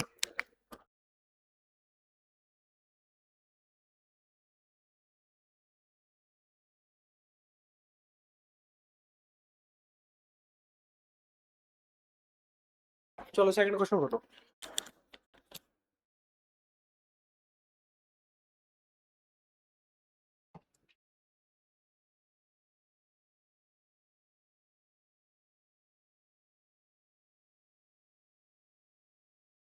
हर चैप्टर में ना एक बात बता ही देता हूँ आज ही, हर चैप्टर में मार्किंग करी हुई ना बीच में खूब सारी प्रैक्टिस, वो आपकी बॉर्डर लाइन है। 70% का टारगेट रख लो, जितने क्वेश्चन है होता वहां तक 70% क्वेश्चन आपके एग्जैक्ट सही होने चाहिए। ड्राइव की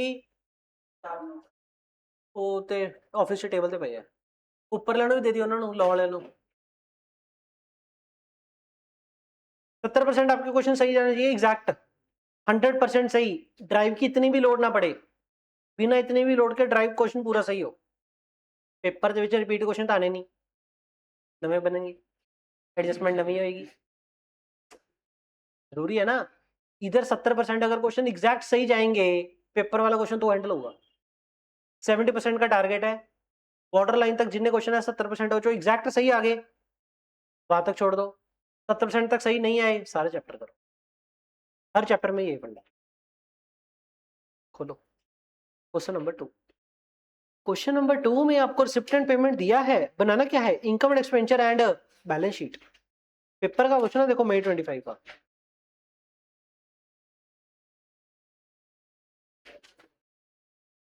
हाँ जी, इसी कूलिंग घटा दे, कूलिंग घटा देते हैं। मेरी घटानी है और किसी घटानी है, बता दिए घटा दिए।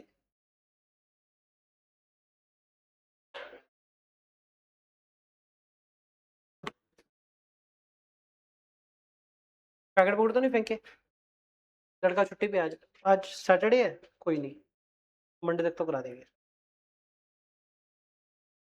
जल्दी करो यार, टाइम कट है।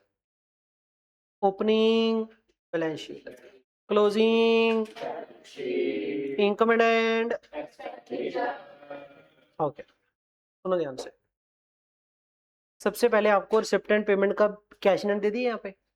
ये जो कैश इन होगा क्या चीज है ये, opening cash in hand, opening balance sheet की आइटम, तो ओपनिंग बैलेंस शीट में डाल दो कैश एंड बैंक कितना है। सूरज मेरे भाई, सिंगल एंट्री में भी और यहाँ पे भी पैटर्न सिमिलर ही चलेगा। कैश एंड बैंक का लेजर देता, पी एंड एल मांग लो, पी एंड एल दे दू, कैश एंड बैंक मांग लो। चाहे चैप्टर एनपीओ है चाहे चैप्टर सिंगल एंट्री है, कहानी सेम है। एनपीओ चैप्टर और सिंगल एंट्री में एनपीओ में कुछ एडिशनल है क्या? 3 टर्म्स जो पहले समझाई, डोनेशन, सब्सक्रिप्शन और मेंबरशिप फीस, एंट्रेंस फी, बस। बाकी ये सबसे आपको ना सारे चैप्टर करके जाने चाहिए। आपको बार बताता हूँ, आपको आइडियली सारे चैप्टर करके जाने चाहिए। पेपर में एक आधे क्वेश्चन में तो सप डालेंगे, जेड़ा क्वेश्चन सप पाता वो छड़ता। सारे चैप्टर करके जाओगे फिर ही सप वाला क्वेश्चन छड़ पाओगे। एक और बार बताता हूँ, पिछले 6-7 अटेम्प्ट से हो रहा है, डेप्रिसिएशन चैप्टर च सप बनते हैं, नवा सप डेप्रिसिएशन च ही बनते हैं।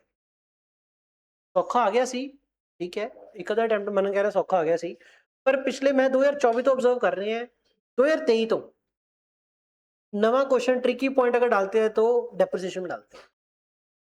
2023 में क्वेश्चन डाला, गलत डाल दिया, गलत ही डाल दिया। मतलब दे क्रिएटिविटी जो दिखाते हैं वो डेप्रिसिएशन में दिखाते हैं बहुत बार। कैश एंड का बीडी दे दिया। और एक आपको ये बता रहा था, आजकल जीएसटी ਤੇ ਜ਼ੋਰ ਲਾ ਰੱਖਿਆ ਇਹਨਾਂ ਨੇ, ਰੈਕਟੀਫਿਕੇਸ਼ਨ ਦੀ ਐਂਟਰੀ ਚ ਜੀਐਸਟੀ ਪਾਣਾ, ਉਹ ਤੇ ਜ਼ੋਰ ਪਾ ਰੱਖਿਆ ਹੈ। ਆਰਟੀਪੀ ਐਮਟੀਪੀ ਰੀਸੈਂਟ ਜਿਹੜੇ ਆ ਰਹੇ ਜੀਐਸਟੀ ਦੀ ਐਂਟਰੀਆਂ ਪਾਈ ਜਾਂਦੇ ਆ। फाइनल अकाउंट का एक क्वेश्चन आज तो 2-3 अटेम्प्ट पहले आया सी, फाइनल अकाउंट में जीएसटी, फाइनल अकाउंट के क्वेश्चन में जीएसटी 3-4 अटेम्प्ट पहले आया था, पेपर में नहीं आया, क्या पता आ जाए। जीएसटी ਤੇ ਇਹਨਾਂ ਦਾ ਜ਼ਿਆਦਾ ਫੋਕਸ ਹੋ ਜਾਂਦਾ ਵੀ ਬੱਚਿਆਂ ਨੂੰ ਫਾਊਂਡੇਸ਼ਨ ਵਾਲਿਆਂ ਨੂੰ जीएसटी ਸਿਖਾਣਾ ਇਹਨਾਂ ਨੇ। ਇੰਟਰ ਵਾਲਾ ਤਾਂ ਲੋਟ ਨਹੀਂ ਆਂਦਾ, ਫਾਊਂਡੇਸ਼ਨ ਵਾਲਿਆਂ ਨੂੰ ਸਿਖਾਣਾ ਇਹਨਾਂ ਨੇ। ਤਾਂ ਕਰਕੇ ਮੈਂ ਇਹ ਚਾਹੁੰਦਾ ਵੀ ਸਾਰਾ ਕਰਕੇ ਜਾਓ, ਜਿਹੜਾ पेपर ਚ ਨਾ ਆਂਦਾ ਹੋਇਆ ਆਟੋਮੈਟਿਕ ਛੱਡਿਆ ਜਾਊਗਾ, पेपर अटेम्प्ट ਵਧੀਆ हो जाऊगा।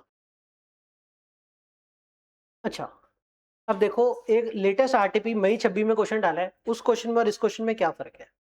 इस क्वेश्चन में आपको दिया हुआ है, ये जो बैंक का बैलेंस दिया है ना, रिसिप्ट एंड पेमेंट का क्या होता है, बीडी लिखते हैं पहले तो कैश एंड बैंक की, फिर इधर सीडी आती है कैश एंड बैंक की, सही हो गया।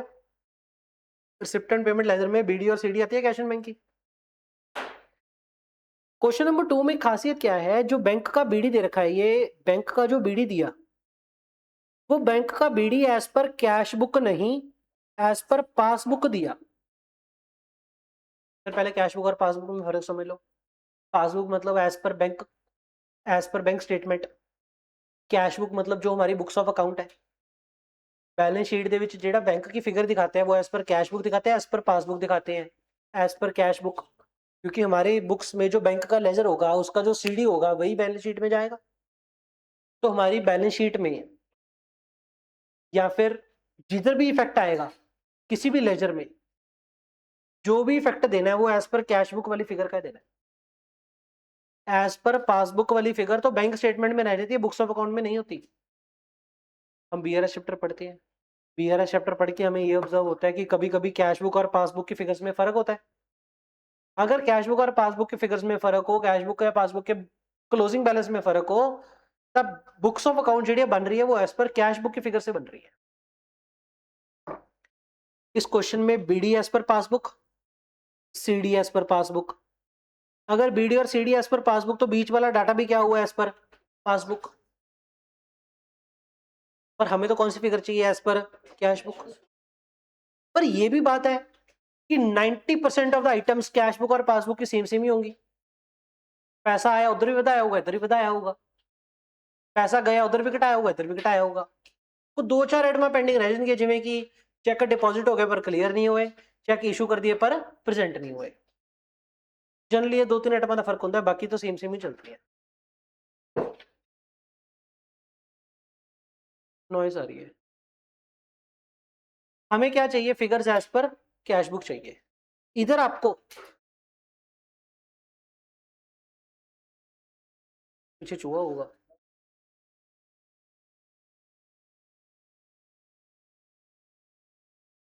बीडी और सीडी एज पर पासबुक दिया ना, तो बीच वाली फिगर भी क्या है एज पर पासबुक। हमने एज पर पासबुक वाली फिगर को एज पर कैश बुक में कन्वर्ट करना चाहिए, पर अगर डाटा ना देगा तो मान के चल पड़ेंगे कैश बुक और पासबुक की फिगर सेम है। एग्जाम्पल के लिए आपको यहाँ पे ये दिया कि फेयर्स 600। अच्छा एक और बात, आपको क्या दिया, फेयर 600, ठीक, डाउट सर ये इनकम एक्सपेंस है, फेयर 600 यानी कैसे पता लगा। अगर आइटम का ना पता लगे तो साइड देख लिया करो, पेमेंट साइड पे है तो एक्सपेंस ही होगा, या फिर इनकम एंड एक्सपेंडिचर की अगर एक्सपेंस साइड पे है तो एक्सपेंस ही होगा और पैसा पे ही किया होगा। कई बार ये डाउट आता है कि पैसा आया गया, खर्चा इनकम, साइड देख लिया करो। एग्जाम्पल के लिए फेयर यहाँ पे कितना दे रखा है 600, और शिफ्ट एंड पेमेंट मतलब 600 पे किया, ये जो 600 पे किया इस पर पासबुक 600 पे किया, इस पर कैश बुक 600 पे किया। वैसे तो ये पेड की figure as per passbook given है, पर नीचे अगर देखोगे फेयर के बारे में कुछ नहीं दिया तो क्या मान लोगे, एज पर कैश बुक भी पेड कितना होगा 600, पर नीचे आपको ये दिया है cheque unpresented being payment for the repair. Repair के लिए चेक इशू किए थे, रिपेयर के लिए चेक इशू किए थे पर अभी तक प्रेजेंट नहीं हुए। एक बात बताओ, कैश बुक में पेमेंट कब मानते हैं,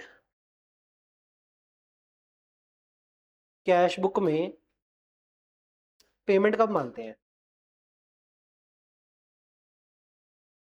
पेमेंट कंसिडर्ड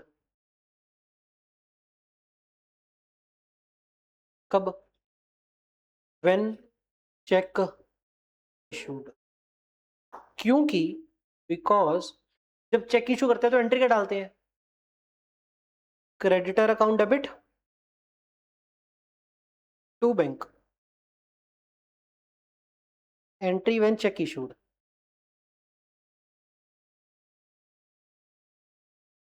जब चेक इशू करते हैं हम उसको पेमेंट मान लेते हैं, बैंक क्रेडिट कर देते हैं।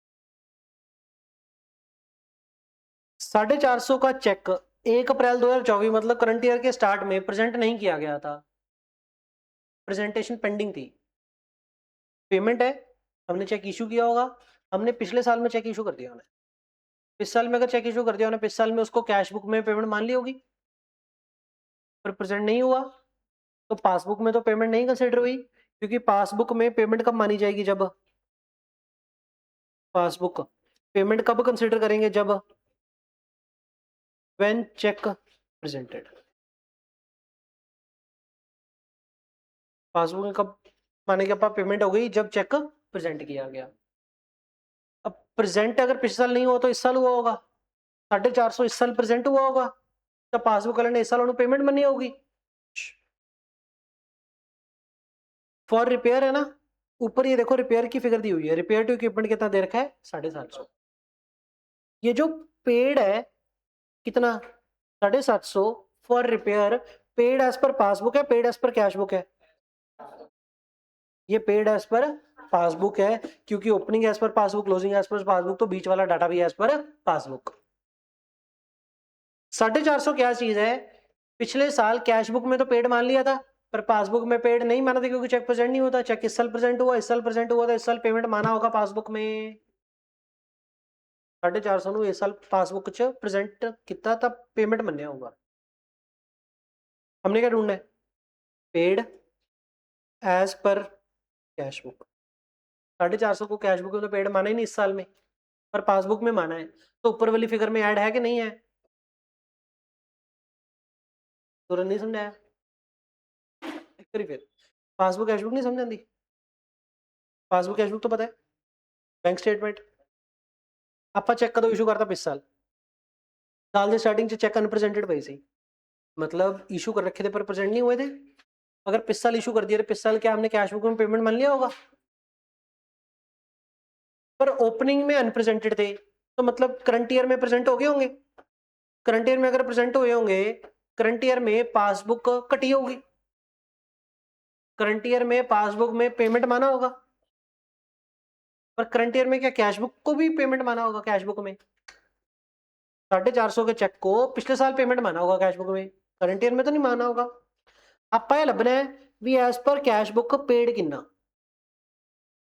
क्या 450 कैश बुक में पेड होगा, नहीं, पर पासबुक में पेड है, तो क्या करो बाहर निकाल दो, साडी पेड तो घट होगा कैश बुक का, इधर तो फालतू है, बाहर निकाल दिया।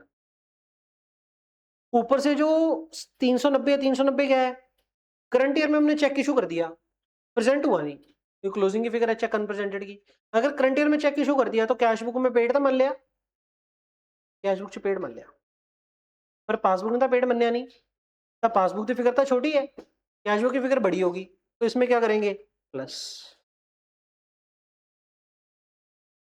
ये फंडा है।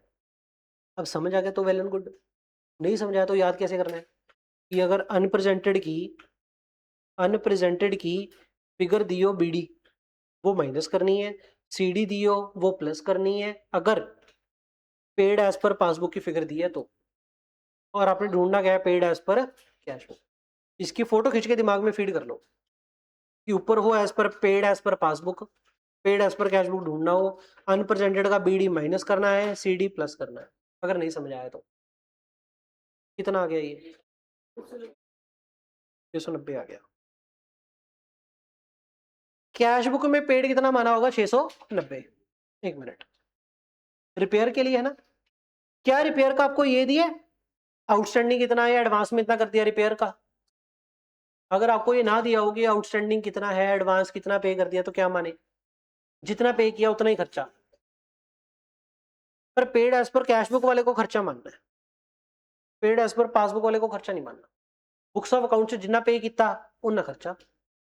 हमने एंट्री डाली होगी repair account debit to bank, current year में टू बैंक कितना किया 690, तो करंट ईयर में एक्सपेंस कितना 690, तो इनकम एंड एक्सपेंडिचर में रिपेयर का खर्चा कितना आएगा 690।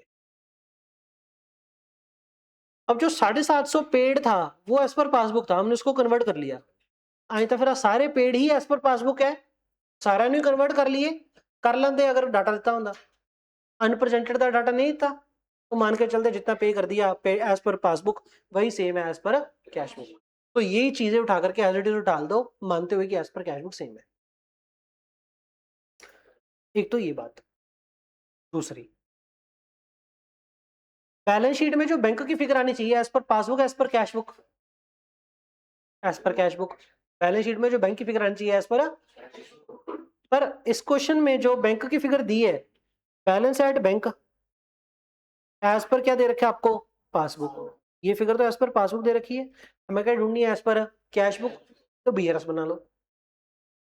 ये बीआरएस नहीं था, दिस वाज नॉट बीआरएस। क्यों? क्योंकि बीआरएस कब बनता है जब पासबुक का बैलेंस उठाओ एक पर्टिकुलर डेट पे, 1 अप्रैल 2025 24, 1 अप्रैल 2024 पर्टिकुलर डेट थी, पासबुक का बैलेंस उठाओ, एक पर्टिकुलर डेट का आपको कैश बुक का बैलेंस चाहिए हो, एंड इसमें जो प्लस माइनस करो वो भी क्या करो एज ऑन 31 मार्च 24 वाली एटमा, या फिर 1 अप्रैल 24 वाली एटमा। सर बीआरएस किसको बोलते हैं जब सारा डाटा एक पर्टिकुलर डेट का हो, टेस्ट डाटा एक पर्टिकुलर डेट का थोड़ी है, ये तो फॉर द ईयर है। ऊपर वाला क्या था paid, paid for the year, ये तो फॉर द ईयर था, ये भी फॉर ईयर है, पूरे साल का था। तो ये पासबुक नहीं थी, ये पासबुक है। अब पासबुक अगर बनानी है, पासबुक में क्या आएगा check deposited but not clear, check issued but not presented, ऐसी एट में एक पर्टिकुलर डेट दी आनी है। 1/4/24 ओपनिंग देता सिर्फ 450 देता है ना, तो सिर्फ 450 होगा, आ नहीं आंदा।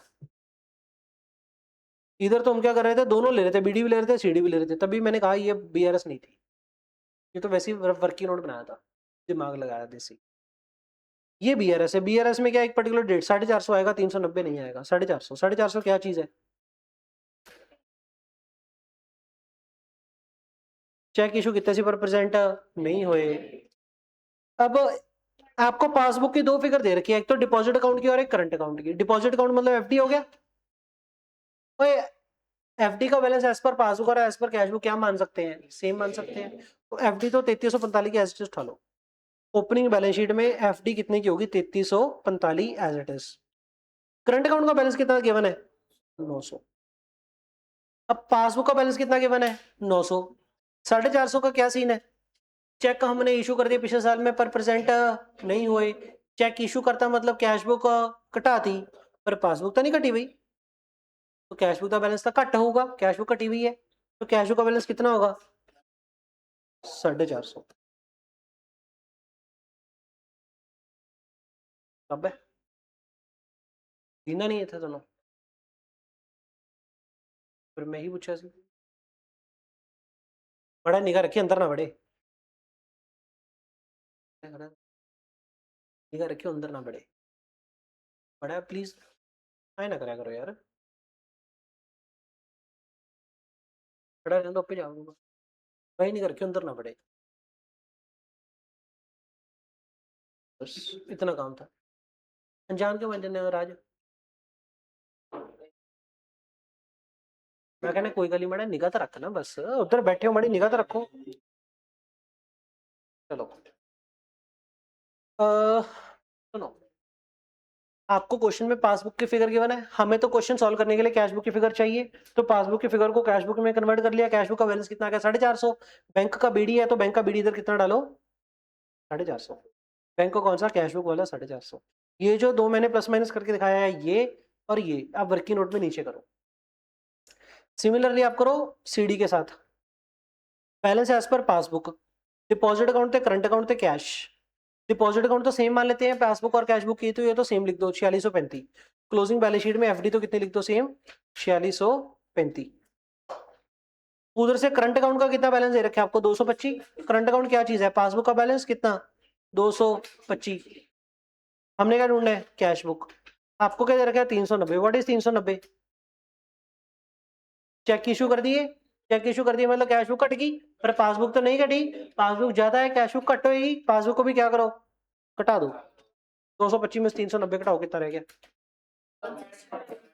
500, नेगेटिव कहा गया, तो कैश बुक का ओवरड्राफ्ट बैलेंस होगा, ओवरड्राफ्ट बैलेंस है तो कैश बुक किधर आएगी इधर आएगी,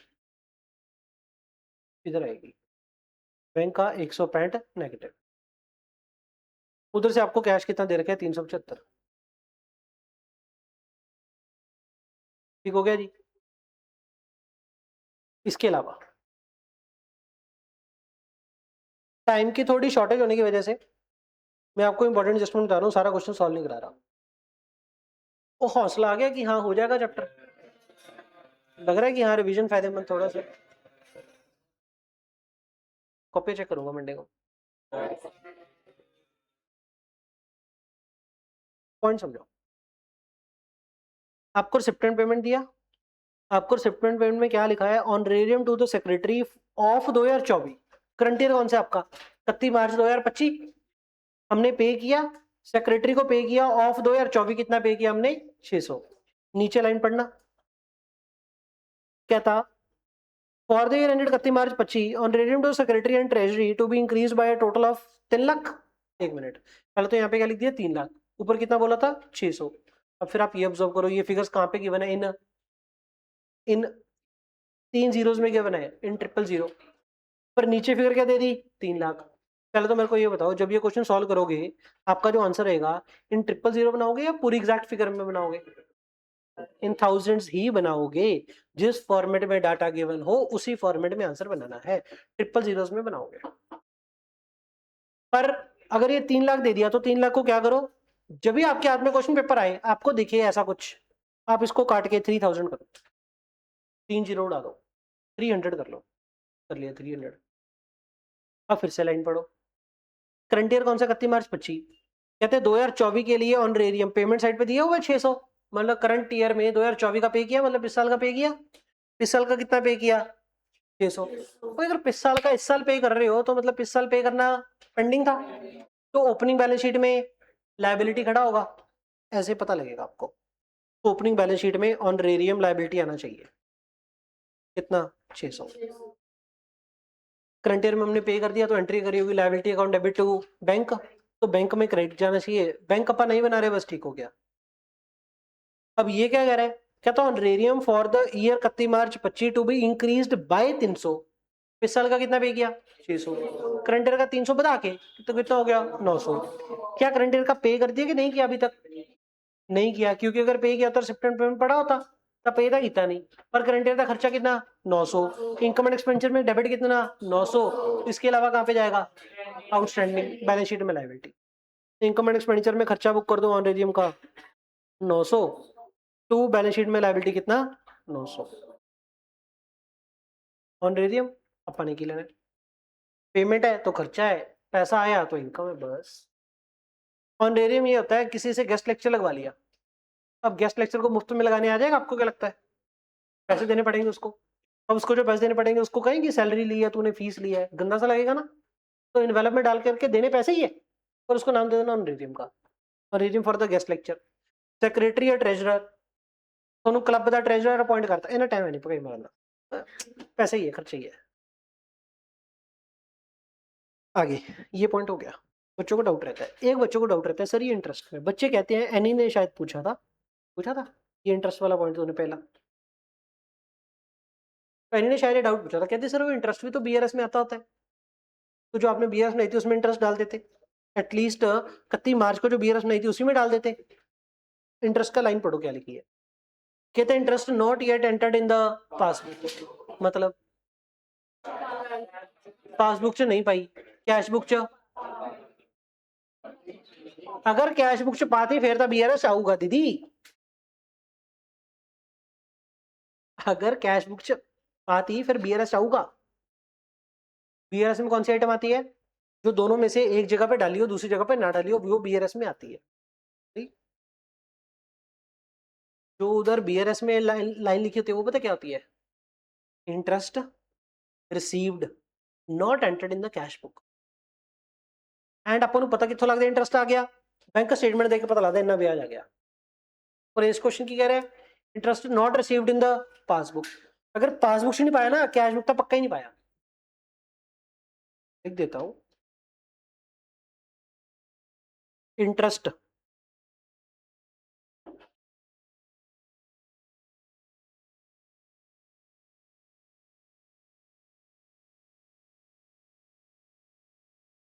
interest received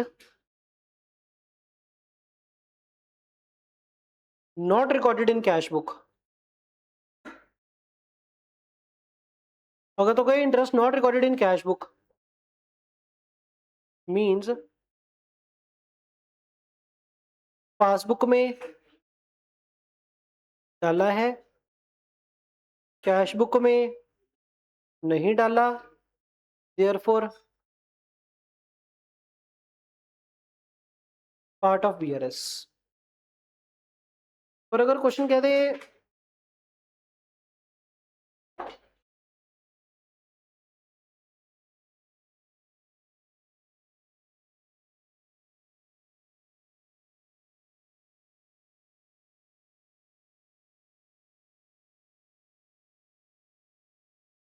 interest not recorded in passbook, neither in passbook nor in cash book, therefore not in BRS. करोगे या फिर इसका एंट्री डालेंगे, income receivable debit to income, accrued interest debit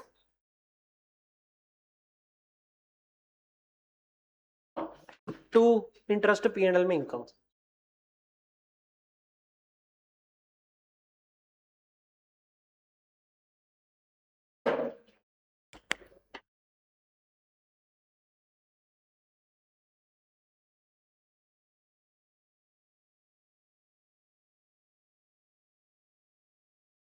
accrued interest account debit to interest income, और इधर क्या करोगे आप,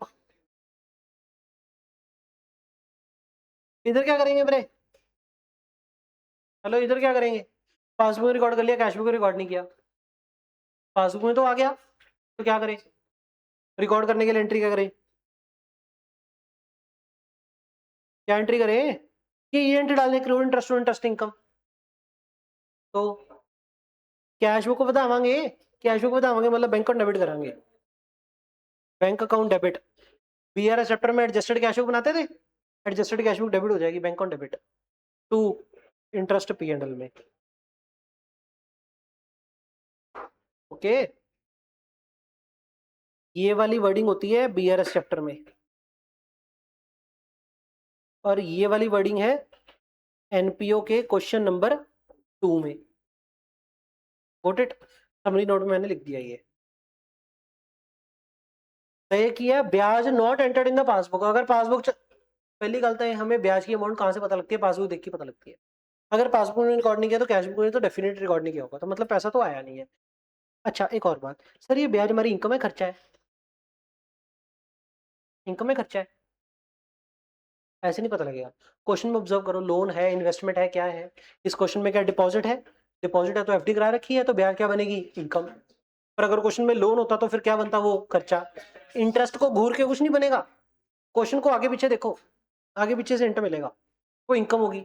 इनकम बुक करनी है हमने, इनकम क्रेडिट और accrued interest debit. Accrued interest कहां पे चला जाएगा, बैलेंस शीट में एसेट। क्लोजिंग बैलेंस शीट में एक्रूड इंटरेस्ट कितना था, कितना था, 30 रुपये। एक्रूड इंटरेस्ट बैलेंस शीट में एसेट और पी एंड एल में इनकम। समझ आ गया, नहीं हो गया, चलो एक मिनट, फिनिश करते हैं बस, 2-4 मिनट, 2-4 मिनट, 2-4 मिनट। आरटीपी मई 26 का क्वेश्चन, जिसमें आईसीआई ने भी गलती कर दी, एक बार फिर से सुन लो। हमने इसका पुराना सोल्यूशन गूगल से निकाल के देखा था, आईसीआई ने गलती करी है, ठीक हो गया। आईसीआई का आंसर गलत है, लॉजिकल आंसर आई होप आपने लिखा होगा बुक में 43,490। पॉइंट सुन लो, समझ लो एक बार क्या है क्या। क्वेश्चन ऑब्जर्व करते हैं, क्वेश्चन नंबर 2 जैसा ही है समथिंग, पर एक चीज का फर्क है। इधर आपको क्या दिया, cheques issued for the sundry expense not presented to the bank. Cheque हमने इशू कर दिया पर प्रेजेंट नहीं हुआ, उधर भी यही था, cheques for the repair issued but not presented. ये वाली वर्डिंग तो सही है। Entry has been duly made in the cash book, तू ना कहता तो भी हमें पता था, क्योंकि अगर चेक को इशू हो गया तो कैश बुक में तो रिकॉर्ड हो ही गया, ये भी हमें सही है। आप वर्डिंग तो सेम है क्वेश्चन नंबर 2 जैसी, फर्क क्या है, क्वेश्चन नंबर 2 में जो रिसिप्टेंट पेमेंट दिया था उसका जो बीडी और सीडी दिया था, उधर क्या था, वो एज पर पासबुक दिया था। पर इस क्वेश्चन में बीडी और सीडी एज पर पासबुक नहीं दिया। अगर BD CD as per passbook नहीं लिखा हुआ स्पेसिफिकली, तो क्या मानेंगे, implied as per cash book. फिर ये वाला डाटा भी एज पर कैश बुक और ये वाला डाटा भी एज पर कैश बुक। और अगर ये सारा data as per cash book, फिर एवली फिगर आधा करना ही कुछ नहीं, बीडी सीडी दिता ही नहीं। बीडी सीडी आ देता, बीडी सीडी आ देता, ये बीडी सीडी इसी लेजर का मान के चलेंगे, ये बीडी सीडी इसी लेजर का मान के चलेंगे। पर वैसे इस क्वेश्चन में क्या करना है हमने, रिसिप्ट एंड पेमेंट अकाउंट बनाना है, एंड क्या बनाना है हमने, इनकम एंड एक्सपेंडिचर अकाउंट।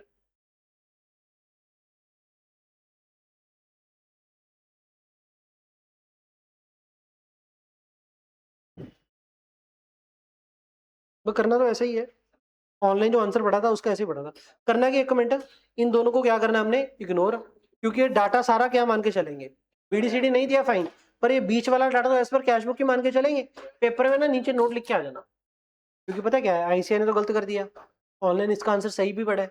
अब आईसीआई का नहीं पता सजेस्टेड आंसर में क्या करते हैं, करता सी आप नहीं, पर ऑनलाइन आंसर सही था, फिर लॉजिकल नहीं करता सी आप नहीं, आपा की कीता सी, आईसीआई का पुराना आंसर लभ्या सी। ये क्वेश्चन में याद हो तो ऊपर ढूंढा था हमने, आईसीआई का पुराना क्वेश्चन ढूंढ लिया था सेम, जिसमें आंसर आईसीआई ने सही कर रखा था, सेम क्वेश्चन आईसीआई का पुराना ढूंढ लिया था हमने।